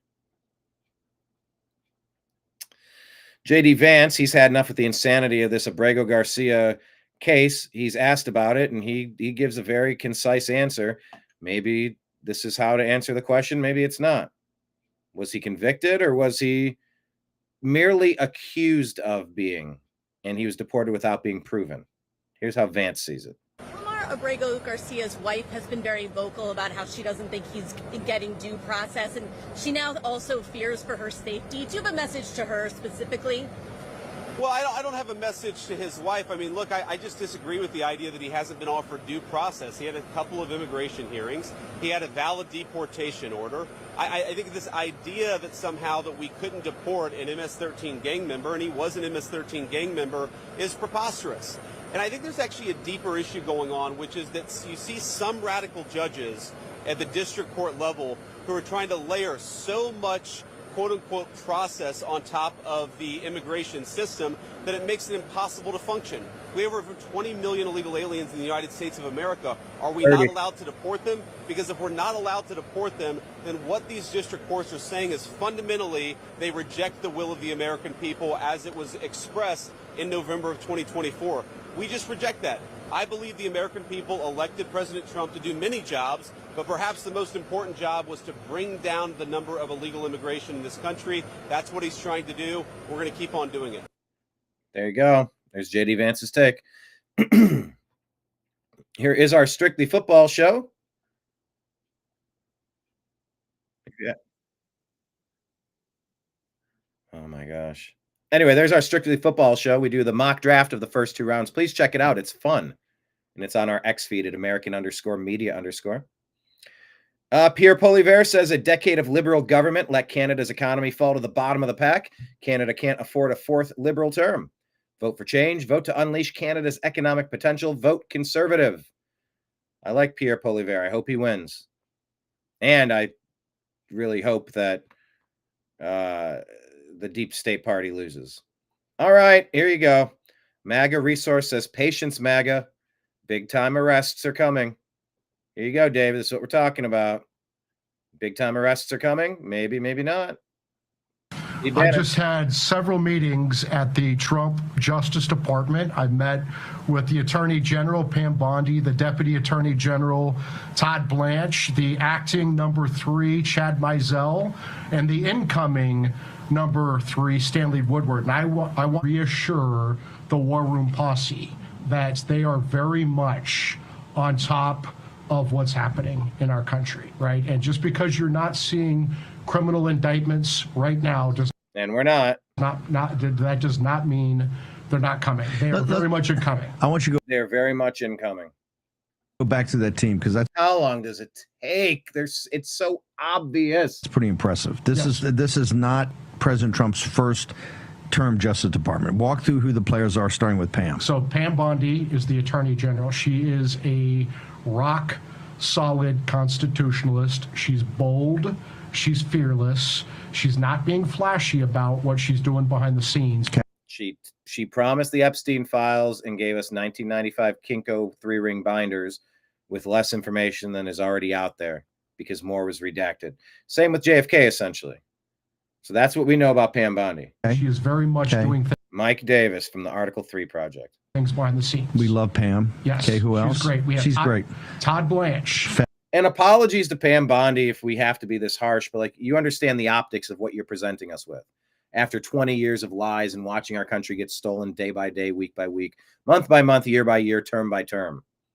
We've had it. It's just you got to go faster. We're working as hard as we can. We're moving as fast as we can. And hire some more and do it a little faster, please. Fabulous. The Deputy Attorney General took the president on as a client when nobody else would touch it. And got ostracized for it. Now these law firms are scrambling for Todd's blessing. Yes. Now let's just put it that way. Yes. And, good luck to those law firms, especially law firms like Perkins Coie. Good luck. So he's the deputy. He's the Deputy Attorney General. He runs the day-to-day of the department. Chad Mizell is Pam's Chief of Staff, who's also the acting number 3, the acting Associate Attorney General. Is he going to stay? He's doing a great job as Chief of Staff. Is he going to go to be number 3 and give up Chief? He'll stay as Chief. He's staying as Chief of Staff, which is more important for Chad. And there's so many people working in so many capacities that we don't know what they're doing. We don't even know who a lot of these people are. We don't even know who a lot of these people are. We know the big players, but when you get into the minutia of it, there's a lot happening behind the scenes. I understand that. I respect that. But my God, I mean, how long is this supposed to take? Let me just ask that. How long are we supposed to keep waiting? Because we've been hearing this for years, and we're like, oh, there's no way Biden's going to get installed. There's no way he's going to get away with this. 5 years later, we're still waiting for some accountability. 5 years later, people. So how long are we supposed to wait? Let me just ask that as a question. It's just more important. Stanley Woodward is going to be the Associate Attorney General once he gets confirmed. So he's moving from the White House. He's already there. He's already there. Over at DOJ. Yeah, he's counselor to the AG right now. And he was Navarro's lawyer. Yeah, he was Stanley Woodward's. Walt Nada's. Yeah. Was Stanley Woodward was Walt Nada's attorney, the co-defendant on the presidential records case. Yeah. President Trump has a rock-solid team of very good lawyers who are battle-tested, who are loyal to the president and his agenda. They should be. And the word is from Pam and the team is that, hey, we're not going to screw any of these things up. We don't want to hurry it. Things are happening. Stand by. Justice is definitely coming. Let me just assure the War Room posse, justice is coming. And there's going to be accountability for this unprecedented Republican lawfare where the Biden Justice Department was politicized and weaponized. There's going to be accountability for a lot of these crimes. It takes time to build these crimes. Kash Patel is there. He's doing a hell of a good job. So is Dan Bongino, his deputy. Justice is coming. So just because we don't see it publicly does not mean it's not happening. I know it's happening. Trust us. Trust the plan, right? I believe it to be true, actually. But my patience is gone. I have no patience for it. Jim Ferguson sharing this. Mar-a-Lago raid was to cover for Hillary Clinton. Mike Davis dropping a nuclear truth bomb in his interview with Laura Logan. Let's take a listen to this. They declassify via presidential order. The same Mike Davis from the last video. The day before Trump leaves office, they declassify Crossfire Hurricane. They waited too long. And then he declassifies them on January 19th, 2021, the day before he leaves office. Yeah. The FBI, the intel agencies run into the White House and they say, you can't publicly release these sources and methods. So Mark Meadows, the chief of staff, issued a memo on January 20th, the day they leave office, January 20th, 2021. Do your Privacy Act review and then get out these documents. Well, guess what? Of course they didn't get out the documents. They did the Mar-a-Lago raid. That was the point of the Mar-a-Lago raid, was to go get back those documents. What happened was that after Trump left office, he sued Hillary Clinton for Crossfire Hurricane, civil lawsuit down in Florida. Bruce Reinhardt's the magistrate judge on the case. I'll call you out, a human being. Thank you for being here. You've been here before. Ha ha ha ha. Justice is coming. I know. Hey, the check's in the mail, right? Yeah, well, the check's in the mail. We'll get that right to you. I used to work at a place called Joe's Crab Shack, and on the building on the outside, I bartend at this place, and on the side of the building in the parking lot when you're pulling up, it says free crab tomorrow. And you're like, free crab tomorrow? And you realize it's painted on the side of a building. So there's never a today. There's only free crab tomorrow. You pull in tomorrow, it says free crab tomorrow. It's always a promise of future crab. And yeah, a human being, you're right to laugh. I get it. Justice is coming. You fools. It is a big mess that awaits. It is a big mess. It is such a big mess. But I'd say this is the best chance we've ever had in our lifetimes to give it a shot. So yeah, like David says, let's see. Let's see. And just prove it already. And just start. You know, you have these dreams of like, you're going to wake up one day and find out, hold on, what happened when I was asleep overnight? Who got picked up by hold on, they got Clinton, Obama, Biden, Pelosi, Cheney, Kinzinger, McConnell. Like, and then like you just start unpacking Republicans, Democrats, Hollywood, the musicians, the actors. They got who? Yeah, I keep waiting to wake up. It's like Good Will Hunting, where Ben Affleck's talking to Matt Damon. He's like, you know, the best part of my day, it's the 10 seconds between when I pull up at your house, honk the horn, and I wait before you open up that door, hoping that you figured out you're going to go do something productive with your life and not come out to this shitty job with me each day. He's basically like, I love you, but dude, you're wasting your time here. Go become you.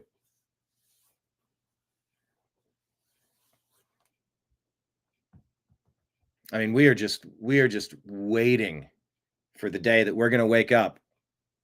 Like Good Will Hunting, you know, the best part of my day is right before I click open my phone, because it might be the day where it's like, hold on a second. They did a mass raid. What day would you do it on to make it significant? Is there any numerological day that would be better than others? Either way, any day is good with me. Just please start. Unless we're planning on doing a 1,000 arrests in one day. You get Fauci for crimes against humanity. You get Bill Gates, you get, or can you just get started now? What are we waiting for? We've been covering the news for a decade and a half. These stories are very well known. That we're not inventing them. They're all out there for all of us to see. Please start. Please start. He had Trump's attorneys raised the fact that he was anti-Trump. He posted anti-Trump things on Facebook, and so he had to recuse from that case. I remember. 6 weeks later, Bruce Reinhart is the magistrate judge who signs the Mar-a-Lago raid, right? So you have the intel officials, Jay Bratz, who went on to work for Jack Smith. You had Jay Bratz working with Bruce Reinhart to do the raid on Mar-a-Lago. How did his recusal issue from 6 weeks prior, how did that recusal issue go when he signed that Mar-a-Lago raid? The point of the Mar-a-Lago raid was to get back Crossfire Hurricane. It was not for classified records. Presidents have classified records all the time. They're allowed to have their presidential records, classified or not, under the Presidential Records Act. If the CIA is giving the president a document to advise him, that's a presidential record that the president can access anytime he wants. That's why he has the security clearances. Even when he's not the president anymore. Even when Biden cut that off for Trump, when Trump left, and so Trump just did the same thing for Biden. They lost their security clearances. But at the time, Trump was allowed to have those records, right? Yeah, and you know who wasn't? Was Biden when he was vice president. Yeah. By the way, some of my footage was used in a Laura Logan project. Some of my J6 footage. I got to figure out which episode that is. I need to really put together an IMDb and just kind of link some of the places that some of this stuff has been used. Haven't met Laura yet. But yeah, she's talking about Joe Biden, where all these classified documents, he wasn't a president. He did not have that clearance. And he had these classified documents just stacked in boxes in his garage next to the Corvette that his deadbeat junkie son would be taken out and gallivanting around town.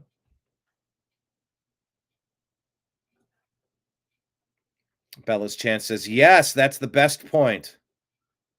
We're running out of time for hundreds of arrests and indictments and incarcerations. Yeah, and you want to get him in court and you want to have a fair trial and you want to get him out of court. You don't want him to drag it around so you can steal an election and put Pete Buttigieg in to drop all these things and let their cronies out. There has to be accountability for what's been happening to sell this country out. It's painfully obvious. Yeah, David saying Gates' arrest would be glorious. Kenneth said Bill behind Gates. That would be a good start. But yeah, Laura Logan here just saying Biden had all these classified documents and they let him get away with it. He never had the clearance for that stuff. Yeah, because that doesn't apply to the vice president. Well, he had 6 stashes of stolen classified records. And there was stuff at colleges under Chinese control. What was that? UPenn? From his time, not only as vice president, he had it from his time as senator. They get away with it over and over. I'm so sick of them getting away with everything. They being the Democrats, they being the deep state. The deep state encompasses a lot of the Republicans. And over again. Yep. I mean, John Brennan, Susan Rice, James Clapper, Hillary Clinton, Mark Elias, all of these people, Jake Sullivan, they got to do it to Trump the first time around, and then nothing happened to them. You had to watch the Trump administration responding to every stupid headline. Then they go back into the government. And so I would say to all of those people you just named and many, many others, lawyer up, because this is an ongoing criminal conspiracy, and you can go all the way back to Crossfire Hurricane.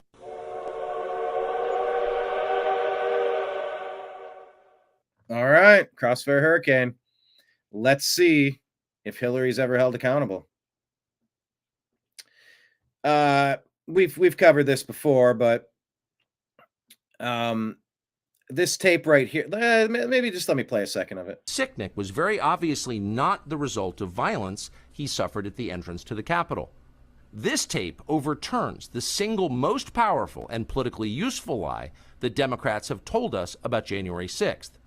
And it was indeed a lie. The January 6th committee knew perfectly well that Brian Sicknick was walking normally through the Capitol after he was supposedly murdered by Trump supporters.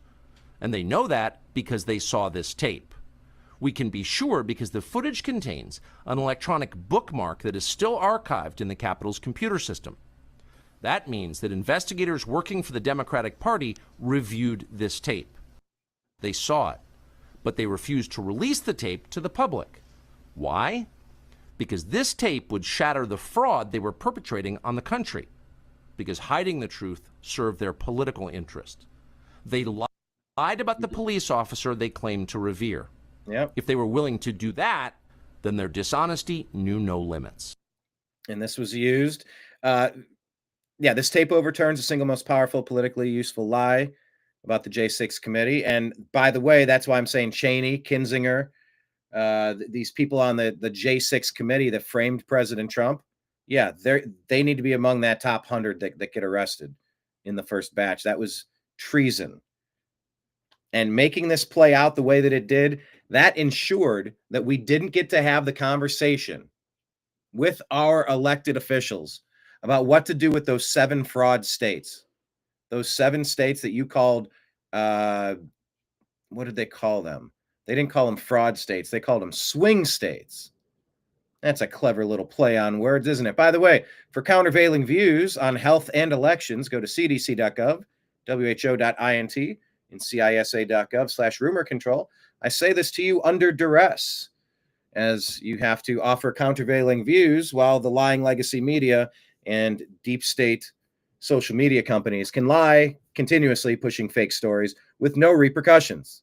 You see how it works? They can push their lies, but you can't tell the truth without apologizing for it and offering up a batch of lies to go consider. cisa.gov/rumor control. Because of what happened on J6, you didn't get the full, robust debate about what to do to throw out the votes from that fraudulent. What to do about the 7 states who magically paused their vote counts long enough to overturn hundreds and hundreds and hundreds and hundreds of thousands of votes, where Trump basically ran away with the election until it was paused and overturned. They found just enough votes to, barely got him across the finish line in those 7 fraud states. J6, that debate on the floor was supposed to be about what do we do? Do we have a revote? We can't trust what happened there. You can't just ask us to count them. If we take them all out, then what happens? Are we going to agree that what happened in those 7 states is something we can't trust is valid? Are we going to have a revote?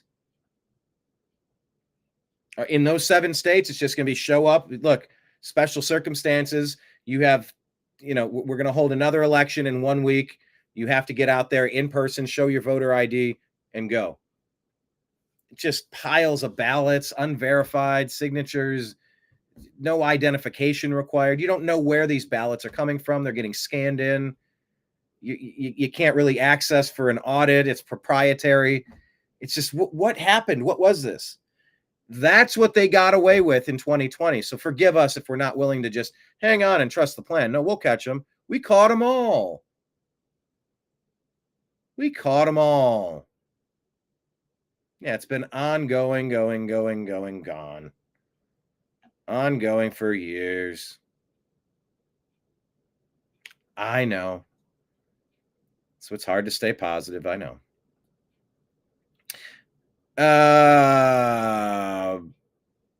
Yep, we did share this clip of Tom Homan. Montgomery County Public Schools admitted to the Supreme Court that the school is trying to influence students by using sexually explicit books in class. Lives of TikTok. Let's hear this. What age do you, in Montgomery County, teach students normally about human sexuality? I think that it begins in either 4th or 5th grade. The human sexuality class. The family life and human sexuality curriculum. Okay. I'm not entirely sure. Mine was 5th grade or 6th grade, 5th grade. Starts in 4th or 5th grade, you think? So. Is there anything you can point us to in the record on that? I don't think so. Okay. And second, these books are being used in English class. The division between English class and other things in a second grade classroom doesn't really exist. You're sort of in a room with a teacher, and sometimes. No, I appreciate that. I went to second grade too. Yeah. But it's part of the English curriculum that these books are being used in. Oh, so they're sneaking age inappropriate stuff as part of an English curriculum instead of health curriculum. I thought that was. Yeah, I'm not fighting the premise. I'm just saying that it's not the math class. It is not. It's not the human sexuality class. And remember, Ghislaine Maxwell's father with what is the story there that he purchased the textbook companies to rewrite history so that you can only say certain things. Everyone agrees on a certain version of history and you can never challenge it or question it. You want to know who's in control? Figure out who you can't criticize. Whoever they are, right? Whoever they are. Yeah. But there's been a goal to take over the curriculum, the teaching curriculum, obviously, to take over your kids and manipulate them and change them and brainwash them, indoctrinate them, ruin them. Everything's so tough. You got to just sign over your kids, right? Someone else gets to raise them. Then you get back, I don't know who this person is. But yeah, definitely trying to sneak material in to other curriculum. That's been a plan of theirs for a long time. They've talked about that. Push all their woke stuff into all the textbooks. They can turn math woke and racist and misandrist and anti-Christian, and they can make these, they can put their drivel into any subject in any course in any book for any age group until they're called out on it. So good. Glad they're calling them out on it. Narendra Modi, Prime Minister of India, says India will identify, track, and punish every terrorist, their handlers, and their backers. We'll pursue them to the ends of the earth. India's spirit will never be broken by terrorism. They just suffered a really lousy, terrible attack. It was reported as being an Islamist attack. This happens far too often, far too many places. I don't know. I've seen this video before, but this is, you know, it reeks of a racial problem here. A white girl getting abused. Just getting punched by a group of black people. That was it. And this is on the heels of what we've seen with the twin stabbing. The Summer of Love 2020. It's just, how can you divide the nation by race? Pied Piper saying it all started in the 30s with the cultural Marxists who took over Columbia University. And the victim narrative and pin the tail on whatever it is has been going on for a long time. And Barack Hussein Obama has been a massive proponent of pushing racial division for power and control. They hit him with that Mortal Kombat shield. What are we even? What are we watching? Like, this is disgusting. What's up with it now? Oh, you finna beat up? Oh, you finna jump? Oh, you finna jump?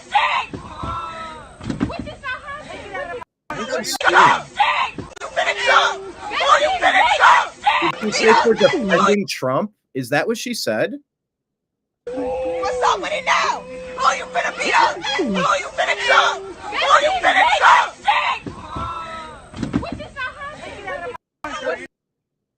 Is that what they're saying here?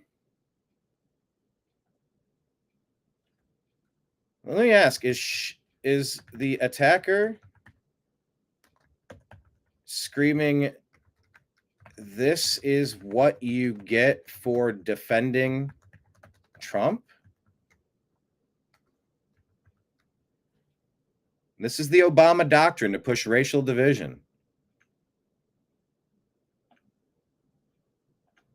All right. I hate that video.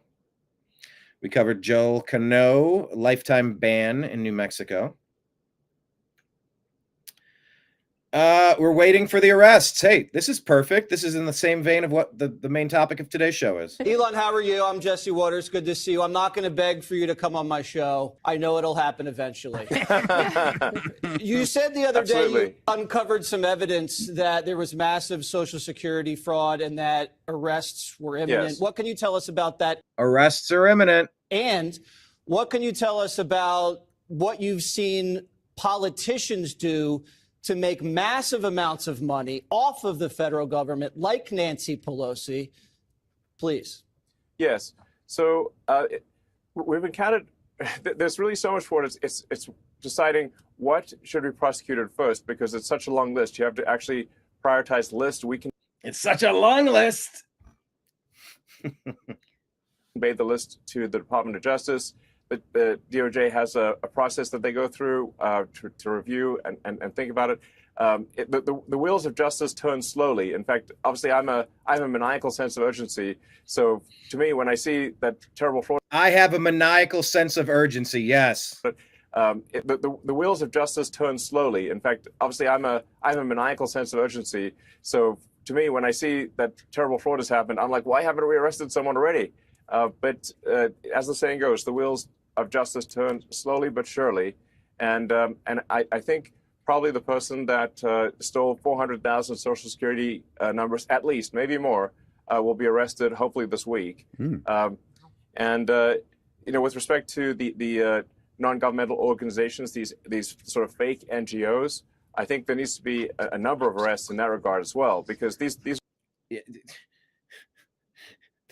there are so many arrests that need to happen. What are we waiting for? These are fake charities where mostly Democrats, I don't want to be clear.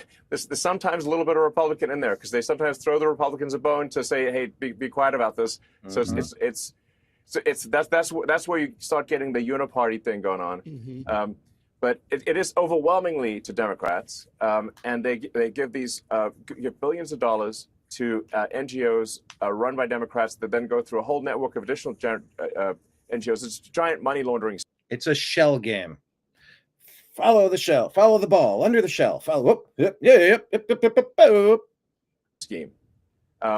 Really, at this point, I think the word NGO and money laundering is almost synonymous. Almost synonymous. Money laundering and NGO. Check out this Laura Ingraham video here on the New American Media on X. Make sure you're following us at American_media_. If we are removed from YouTube or Meta, like we have been before, you can find us on X at American_media_. And check this one out. I'm not going to play this whole thing, but at the Supreme Court, Justice Kavanaugh pressed Montgomery County on its refusal to let parents opt out of radical sex education books. Their intolerance is so extreme, they even lost Justice Kagan. This case should be a 9-0 slam dunk for parental rights.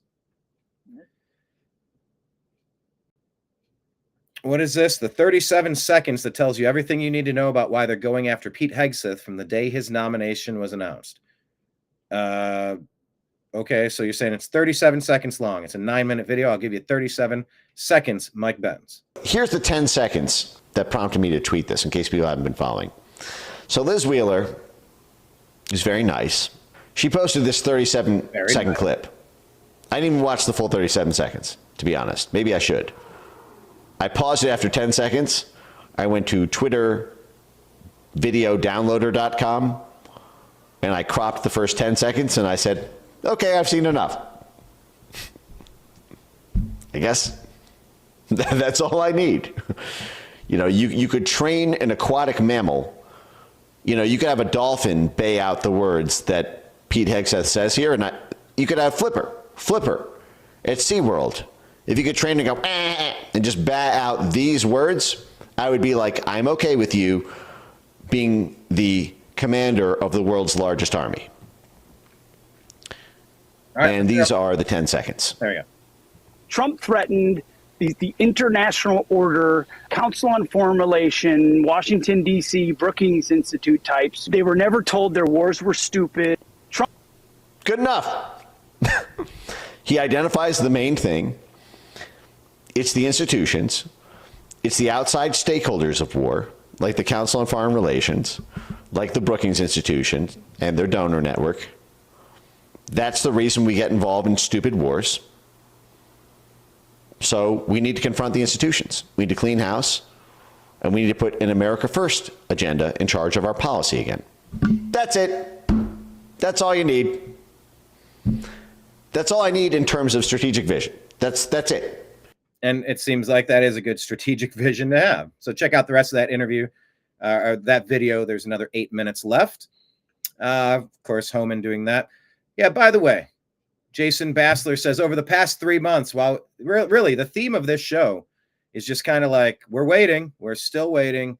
We're still waiting. David has a sense of emergency too. Arrest them all. The whole system is a pyramid scenario. Jason Bassler says, over the past 3 months, it's come out that the CIA killed JFK. 2 9/11 hijackers were CIA assets.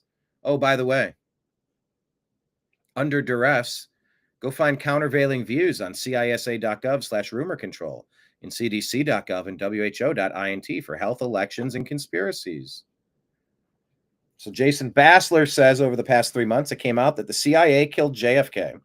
I don't know that I fully reached that exact conclusion, but, you know, 2 9/11 hijackers were CIA assets. The U.S. government blew up the Nord Stream 2 pipeline. Come on, nobody ever believed their fake story on that. Nobody believed that Russia blew up their own pipeline, right? Like, that was the dumbest story ever. Past 3 months, it came out that the CIA director met with Epstein 3 times after he was convicted of child crimes. And life goes on like nothing ever happened. Life just goes on. Life goes on like nothing ever happened. La-di-da-di-da. Life just goes on. Here's Pete Hegseth with a powerful 11 seconds here.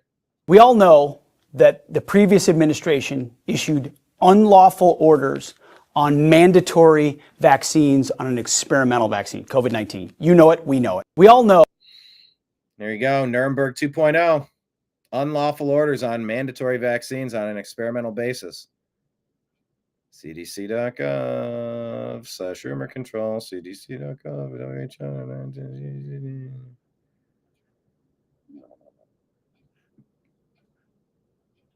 So we'll see. What is this?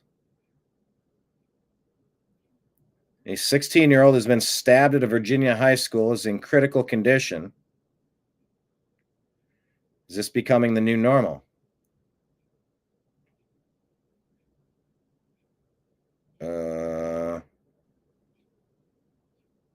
That's bad. Can we not make this the new normal? That guy with his knife stabbing.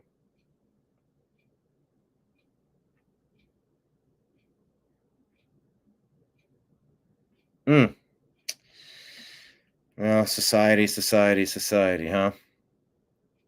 Yeah, you know, and this is kind of where this came from. He gave some hopeful things, and I came in with the negativity, but I'm just trying to counterbalance it because that's how I'm feeling. Let's take a look at this post from Clandestine. Do you all realize how good we have it? Trump is canceling World War III while trying to reset global trade and get rid of income tax. RFK Jr. is taking chemicals out of our food and combating big pharma. Tulsi is releasing files and catching leakers.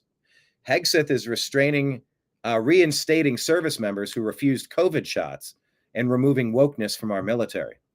Cash Bongino are rounding up violent criminals, gang members, Tesla terrorists, and more. Elon is almost finished building Doge and is exposing hundreds of billions in government waste. The Trump admin officially declared COVID was a man-made pathogen and that Fauci lied. Anyone saying that nothing is happening could not be more wrong. Trump is implementing his agenda, keeping his promises, and it has only been 3 months. Just because certain things haven't happened yet doesn't mean they are not being worked on. It's a marathon, not a sprint. Embrace the process.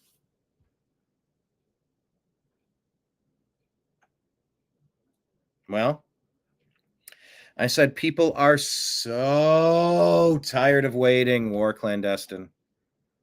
So freaking tired of waiting and trusting. No more hope, just results. We need indictments to heal and make sure that the bad guys never try this again. But they are fair points. So I don't want to get too black-pilled here, all right? Trump says he doesn't have to negotiate while talking to Glenn Beck. I'm talking to people out of respect. He gets blunt on his tariff strategy. We're negotiating with 70 different countries. They have an option. They can maybe talk to me a little bit, or they can not shop. Yeah, this is Nicholas Terza resisting President Trump because he's illegitimate, and he's going to resist everything he does. We showed you that. Here is our draft show where we do 2 rounds of a mock draft on Strictly Football.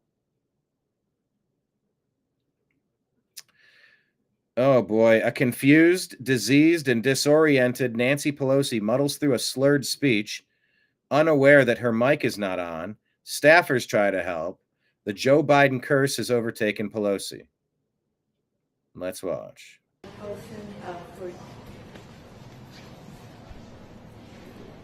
For Arcadia Produce for hosting us today. This is a remarkable place. I hope you had a chance to see the force of it all. Small businesses like Arcadia are the lifeblood of the American economy, with their great optimism, entrepreneurialism, and courage. It is a privilege to join so many small business owners and community leaders during this cost of living week in America. All over the country, House Democrats are having events with the community about bringing down the cost of living. Not the worst. That was something the president promised in the campaign, but the exact opposite is happening now. So this cost of living week is part of a drumbeat. This lady is well past her prime, though. I wouldn't be surprised to see a lot of things changing now. Hey, you want to know who runs our schools? Keith. You were just talking about who runs the schools and when it started. Well, look what's happening now. The largest collection of elite private schools in America purchased by a private equity group. Did you hear this one? Let's play this one for you. Here, let's go like that. Here we go.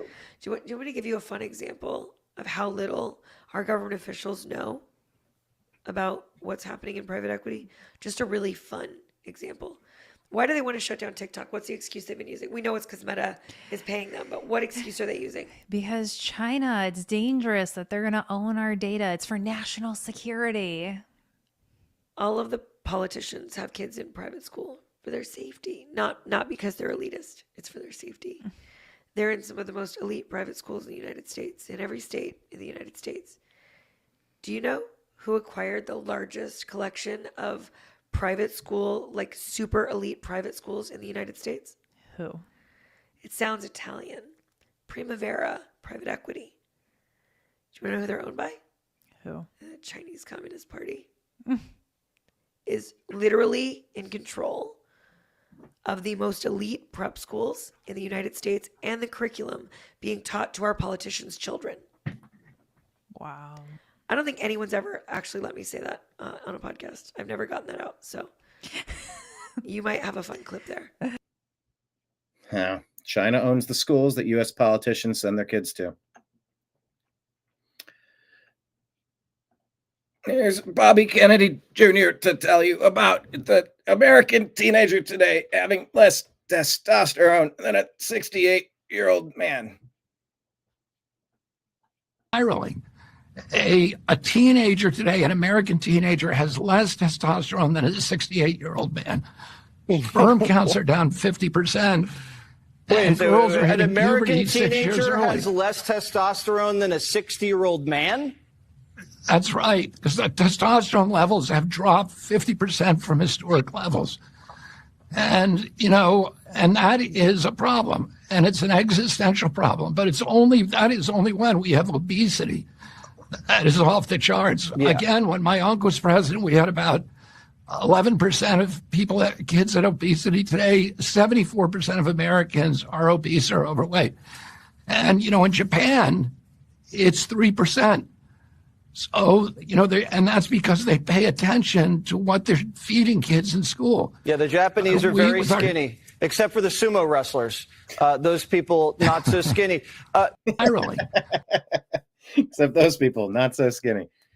No, I appreciate everything Bobby Kennedy's doing. I think it's just wonderful that he's joined Team MAGA to work on Maha. Christy Nome says that what happened with her attack, her purse snatching, was intentional. It was professional. What say you? Question for you. I see you're in the news this week. You went to a restaurant and someone swiped your purse. Who was in a COVID mask, by the way? Yes, that tells you that's everything. right. That tells you. Did you ever get the purse back? No, I didn't. It was kind of shocking, actually, because it was sitting right by my feet. I actually felt my purse. He hooked it with his foot and drug it a few steps away and dropped a coat over it and took it. But, I felt it, but I thought it was my grandkids kicking me in the legs. But it was very professionally done. And I think Question for you. Secret Service, let that happen. Secret Service protection around the clock. Whoever did this wanted to see what was in her phone. Inside job? Question mark.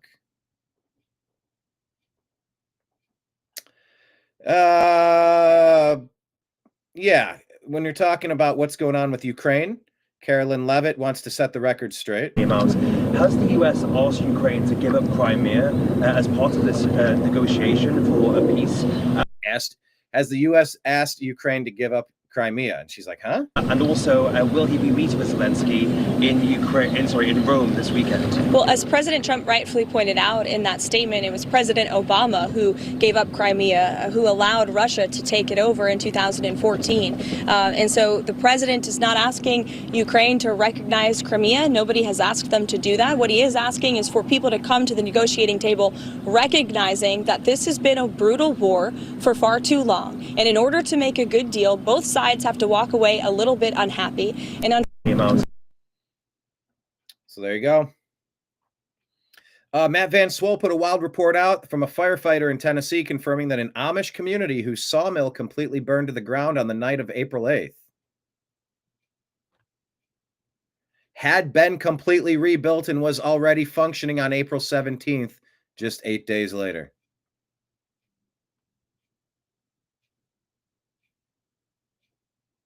It took 8 days to rebuild this stuff. That's how you do stuff.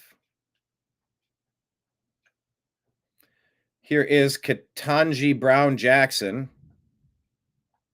Is she more of a judge or more of an activist? You make the call. Matt Whitlock clipped this part out about the schools and parents and choice. And I guess I'm struggling to see how it burdens a parent's religious exercise if the school teaches something that the parent disagrees with. You have a choice. You don't have to send your kid to that school. You can put them in another situation. And I guess. So the choice is have your 3-year-old sit through trans story hour without question, or pay your expensive private school shift. No, or pay for expensive private school and shift to homeschooling. It's not really actual choices for a lot of working families. And your tax dollars will fund the woke schools, whether your kid goes there or not. That's a strange take. Elizabeth McDonald here putting out the biggest report and underreported story is that the New York Times reported Susan Rice was in the group running the Joe Biden White House. Yes, I did report that to you earlier, and it's back again. Susan Rice. Oh, she was a mastermind during the Obama years, the Obama doctrine. When I say Obama ran this shadow term of Joe Biden, yeah. It's Obama and his team. And nobody is more the Obama team running puppet master over Biden than Susan Rice.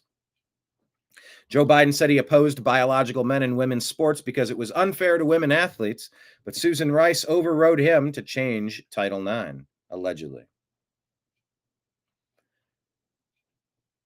3,000 college kids in a packed room for Charlie Kirk. Gen Z's waking up.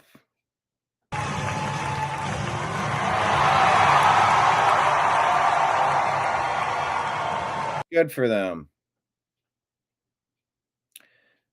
This guy Hassan didn't know that. Actually, this is kind of funny. He's trying to mock Tim, which is fine. He's mockable. everybody's mockable, I suppose. But yeah, his news is so wrong. Hoax, the Covington smear, and now what's being called the Maryland man hoax, where an MS-13 gang member adjudicated by 2 different judges, I believe, is just simply being referred to as a Maryland man over and over again. Is he not a Maryland man? What? I'll have you believe, sir, he's actually not from Maryland. He's from D.C. Is that what Beanie Boy's saying? He is not. He's not a Maryland man. He's El Salvador man. A man. He's not a man from Maryland. Yeah, Maryland is fake. Russia Today correspondent Tim Pool. Yep. Yeah, I love the centrist liberal Tim Pool. Hey guys, centrist liberalism. Wait, is he wearing a hoodie? Anyway, I don't know who this guy is, but that's stupid. I guess maybe I'm supposed to know who that is, but I don't watch all the things. I don't care. People sending James O'Keefe anonymous messages. He's filming them without their knowledge, visiting them at their homes and asking for comment. He's serious.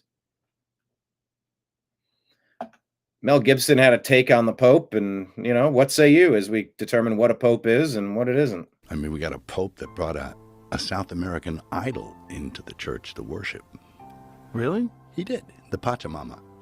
He brought the South American, and he got. I don't know what that is. It's kind of like a South American god, Pachamama. Why would he do that? Good question. But he did. Did he have an explanation for why he did it? Yeah, it's kind of a weasel-worded thing of like, oh, all religions are just as good as one another. But, if that's his contention... He shouldn't be the Pope. No. I mean, how can you be the Pope if you say all religions are just as good? Yeah, we all worship, So, yeah, there's the Pachamama. There you go. So he brought that in? Yeah, into the Vatican. Then the hierarchy even worshipped. They had a ceremony around it outside. What? So, well, that... Yeah, this was a very, called the woke Pope. Constitutes apostasy. Yeah. That's an apostasy move, all right? Worshipping false gods. Yeah, that's number one on the Mosaic hit list. You know? Moses goes up on the mountain, he comes back down, people are worshiping a golden calf. Yeah. It's that. Yeah. So you can't do that. It's also trying to understand what is the veneration of a pope like. You worship Jesus Christ or God. You like what is it? What are these extra steps? Who is this Pope? Like, where is that? Where is that in the teachings of Christ that you're supposed to worship a Pope? I don't understand it. Byron Donalds shuts down a screamer at a rally. If you want to have a disagreement, let's have a disagreement. But if you're going to yell and disrespect everybody in this room, then you're going to be removed. And here's a thread if you want to check it out. Why Klaus Schwab, the godfather of globalism, was pushed out of the WEF after 55 years in charge, saying his own staff blew the whistle. Here's what they exposed and why it shatters the Great Reset. So check that out. And also, of course, like I said, here's Strictly Football from yesterday. Check out that. Here is our broadcast. It was a good show. And this is the first time where all 32 teams currently own their first-round pick, which is pretty exciting. Let's go to NFL draft. Any NFL draft news? Anything breaking? Where's the news? Ward is the favorite to be the first-round pick. Cam Ward, quarterback out of Miami. We shall see. Browns and Giants are fielding trade calls. Raiders say they might draft a running back. Who would they take?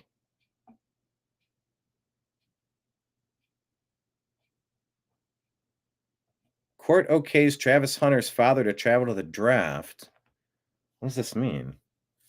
An exemption for travel restriction, 3-year probation for undisclosed charges carrying a 90-day sentence.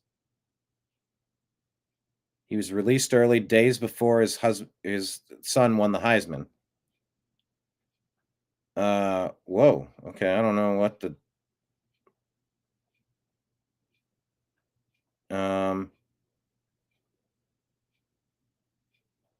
okay. People that are considered or concerned about Deion Sanders dead. I don't even know what that story is, because that might be the player that the Browns select.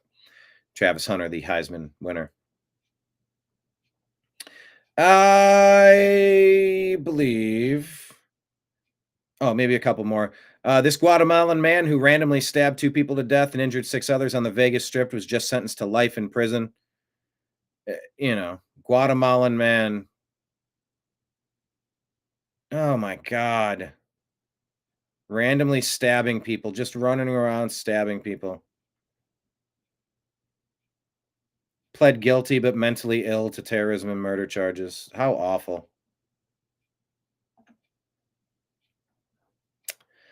Who is this? They're just thanking Elon, as we probably should, right? President Trump walking the north lawn of the White House looking for the perfect spot to put a 100-foot tall American flagpole. He'll determine a second spot on the south lawn as well at his personal expense. Report on OAN. What is this? They're alarmed after seeing Muslim community patrols driving through their neighborhoods in what looked like police squad cars. One America's Pearson Sharp has the details. New Yorkers say they're shocked after seeing Muslim patrol cars roaming their neighborhoods like police squads. These Muslim community patrols just began operating in Brooklyn this year, with members dressed like police officers and driving cars identical to police squad cars. Dude. Even other Muslims have raised questions about the need for the patrols, with residents expressing fears this is just another form of Sharia law enforcement in some area. Others denounce residents for drinking, claiming this is a Muslim area and alcohol is not permitted. Keep your eyes peeled on that.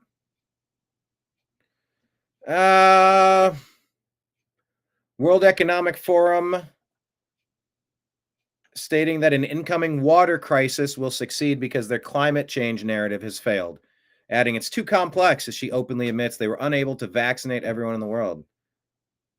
All right, I'll play this. We're just about wrapped up. In our nation and globally. Is this a guy or is this a girl? Who is this? I don't know who this person is. In our nation and globally. And did we solve that? Like, did we actually manage to vaccinate everyone in the world? No.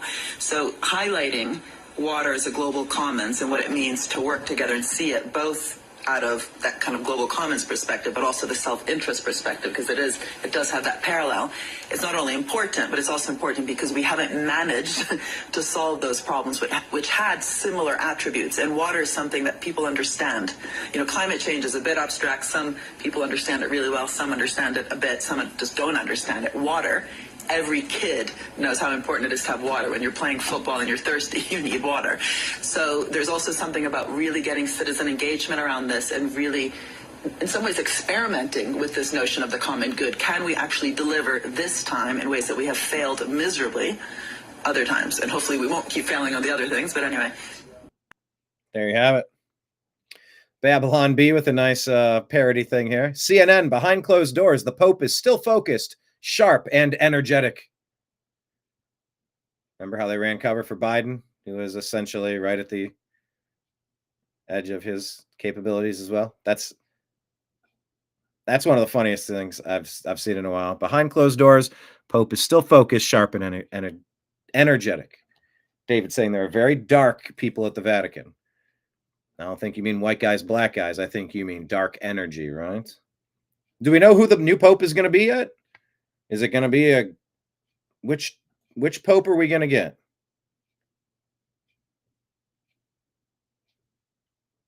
Which Pope are we going to get? Here's just an attack on a store. It is weird. Watch out, nigga. You gonna be sucked up. Watch out. Watch out. Weird attack store. The ransack all that.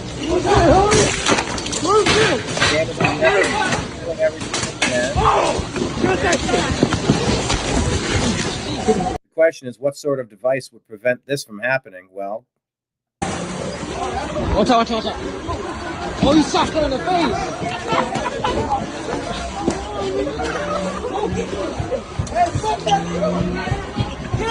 Hey, bro, try to stand at him. No, this is a mob attack right here. The dude just gets bludgeoned from the backside. Y'all niggas sneaky. Y'all niggas sneaky. Bro need to give up. That's so sneaky. Imagine service activity that's going to do that. Oh, you don't want a store here anymore? Okay. Why would you run a store there? Zero Hedge reporting that the deported Maryland father Kilmar's van full of migrants was owned by a convicted human trafficker. A convicted human trafficker owned Kilmar's van full of migrants. So, there you have it. Pete Hegseth says, no more social engineer. Well, let's just let Pete talk. At the Defense Department, that means no more distractions. No more social engineering. No more climate change worship. No more electric tanks. No more gender confusion. No more pronouns. No more excuses. No more quotas. No more woke bullshit that undermines commanders and command climates. We are laser focused on our mission of warfighting. So come on, like some of the things are turned around in this country. Seems like we have some of the right people doing some of the right things now. So, digitally altered video. Okay. All right. Well, that is the conclusion of my prepared remarks for today. Thank you so much for being here, everybody. Yeah, that's what type of justice is needed. Yeah, I mean, these places need to have ways to lock the doors where you can't go in or out. You need to have, I don't know. I imagine being treated like that in a community. Like, why would you do business in a community that's going to do that to you? I wouldn't. I would get the heck out of there as soon as possible. And I did flee a strange area with a very sketchy corner store. And by the way, I was walking around one day when someone robbed it from some bottles of wine and ran down the road with it. You know, they don't want you in that neighborhood if they're going to steal you out of business. Anyway, that's the conclusion of today's show. Thank you very much. I'll be back doing a live show this evening for the NFL draft, hoping to start at 7. We'll aim at 7, see what we can get accomplished in the next couple hours and get that going. Join us. It'll be fun. And it'll kind of be a free-for-all. I want a lot of people to jump in and out of the room, and let's have a big, robust conversation. It's a fun day. Let's have fun with it. All right. So I'm going to sign out for now. If anyone enjoyed bellying up to the bar here, you see all of our TV screens at the back. Actually, why is my lighting is off? Is this turned down? No, that's turned up. Is this turned up? It's weird. The green.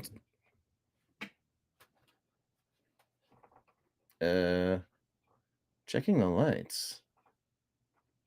I don't think this light is as bright. I don't know what's going on.